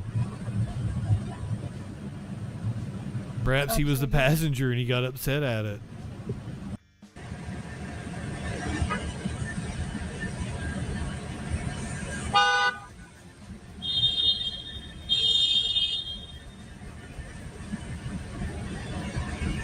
It just stopped in the middle of the road or something. He's like, I got someplace to be.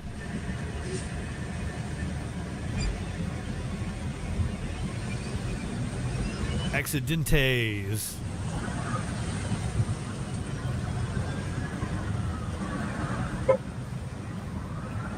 seems very upset. I can't tell if that is... I believe it's oil or grease.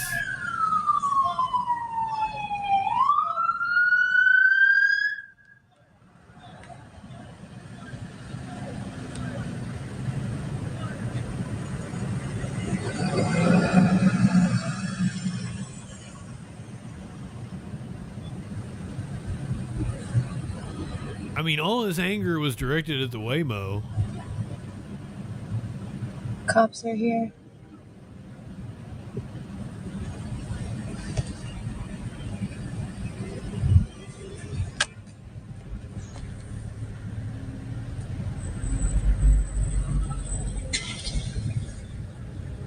They detained him peacefully. Broke the whole windshield. Getting arrested. Bye, buddy. That's insane.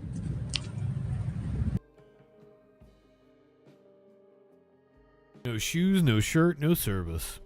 No Waymo.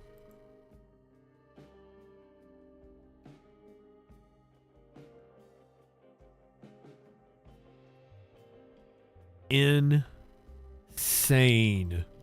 video out of Canada.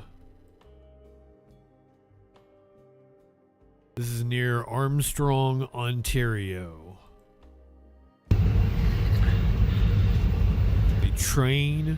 Hello, Jody, can you hear us? Yeah, I can hear you there. I'm telling them you were notching up. Yeah, this has got to be quick here. Surrounded by flames and the wildfires.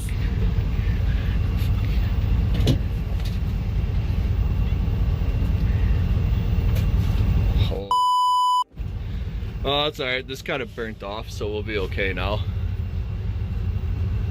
Yeah, it went across the whole... Yeah. Oh yeah, look over there. We were surrounded. You guys got a light now or what? You got a light? Did you guys get that light? Oh yeah, they're clipping. Whew! That's a meat and a half, eh?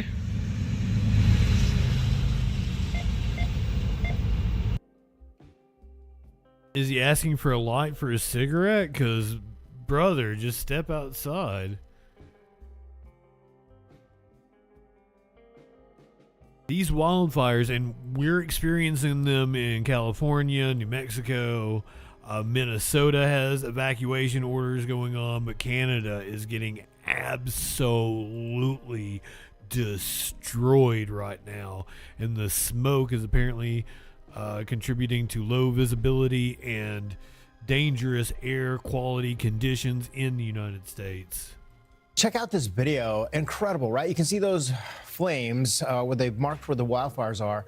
We got thick plumes of smoke from some of those wildfires that are burning in Canada, starting to move into the Great Lakes and across the Northeast. And we have multiple fires that are burning out of control right across portions of the border into Western Ontario. We even have some in Minnesota, by the way. That is affecting the air quality for portions of the lower 48. Let's get going with multiple fires that are rapidly moving through. You saw that satellite imagery. Some of those, by the way, are into Minnesota right now. Most of them are in Canada.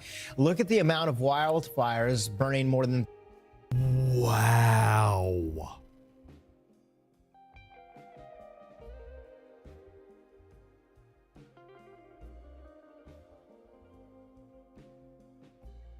$4.3 million acres burned. Each one of those little icons is a fire that's greater than 100 acres burning. 529 different active wildfires. 4.3 million acres. You have 529 active wildfires across the country of Canada. Here's what we've got for the fire weather index. It is very high to extreme in some cases. And where does the flow usually take this? To the Great Lakes and the Northeast as far as the air quality. Now, the air quality expected to go down today, especially closer to the Great Lakes, because you're closer to the fires. It settles in closer. By the time it gets to the Northeast, maybe still a little bit high, but we do have some air quality issues over portions of the Northeast. Northeast, heat and humidity. Britta, You this see is the not wildfires burning in West Virginia, Kentucky, Virginia. 2023, yeah. When we had some incredible smoke that came into places like New York City, people were looking at this and like, what is going on? The skies turned orange and red. Here's video from that. That was in June of 2023. And I think people here had never seen it before. Yeah. I mean, you just can't even don't make it out. expect New York City to look like that.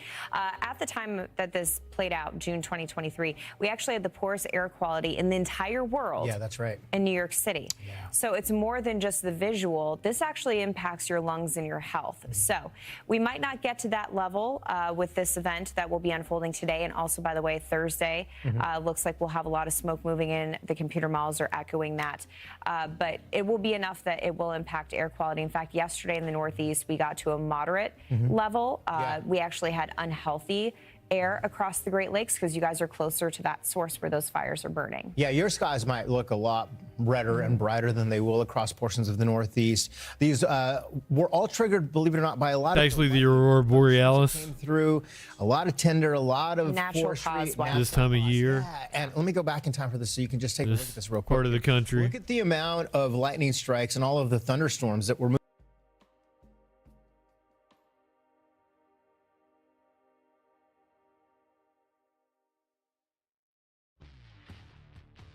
Was it James Taylor saying, I've seen fire and I've seen rain?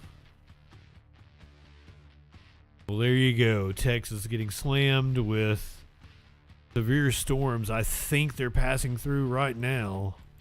We are also following an increasingly dangerous situation along River Road in Boerne. The road is closed and floodwaters continue to rise. Emergency crews have been carrying out water rescues and many businesses along the creek have been shut down. KENS 5's David Lynch joins us live right now from Boerne. David, what is the latest on the flooding there?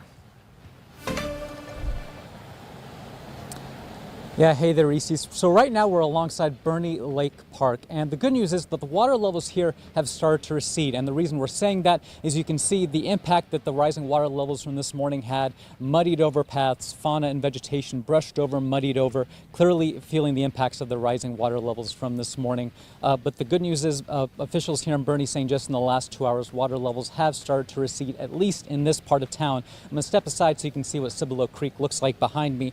Now, if we would have been here just 2-3 hours ago, the water where we're standing right now probably would have been up to my knees, maybe even to my chest. That's how dangerously high and dangerously fast the situation developed this morning. For perspective, Cibolo Creek here in town reached 22 feet at noon. At 8 a.m. this morning, it was at about 12 feet. So just massive surge in the water levels of Cibolo Creek. Those levels reported by the Geological Survey and their gauges. All this rain creating what officials here called a life-threatening flooding situation. When one resident we talked to, he was sheltering in his office here in Boerne. He says that he has not seen rain like this in nearly 25 years. I think it was 2002 when there was a big flood, and it I don't recall if it actually got up over it or not, but if it wasn't, it was awfully close. The water came up quickly, came up right to the bottom of the bridge that crosses over San Antonio Street. Never crested it, never got up into it, but came up quickly right to the bottom of it, and much of Boerne is not navigable. We felt safe here, but I do feel terrible for folks downstream and in town that are much more impacted by all this.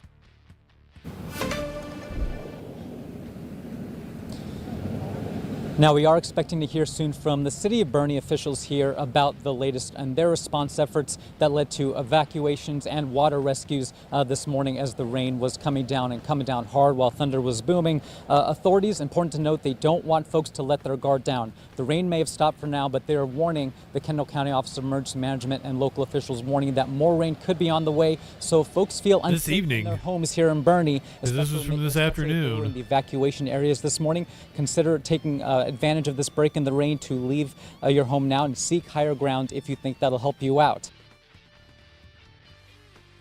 Now that I have totally bummed everybody out, Libertad. Good evening, my friend. Good to see you. I've been experimenting with streaming on a different YouTube channel, my friend. If you Wondered where I had been. I don't know if you're following that one. Troll Patrol Live is what it's called, but only did it a couple of days. Nobody watched it. I don't know. We're still experimenting with things. Now that I've bummed everybody out, here's a goat on a trampoline. A baby goat on a trampoline.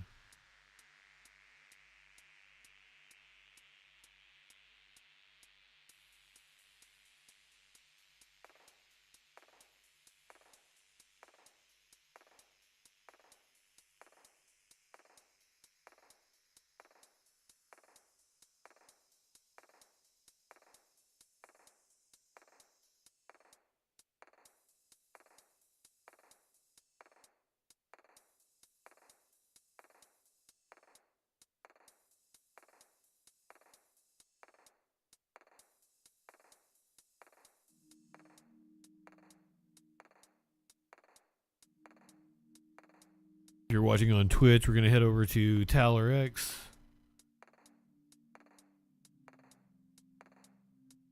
Going to be here tomorrow evening. Going to be coming on a little bit later. We got the Trump speech at 9 o'clock. About this time tomorrow evening, we're going to be hearing all the bullshit.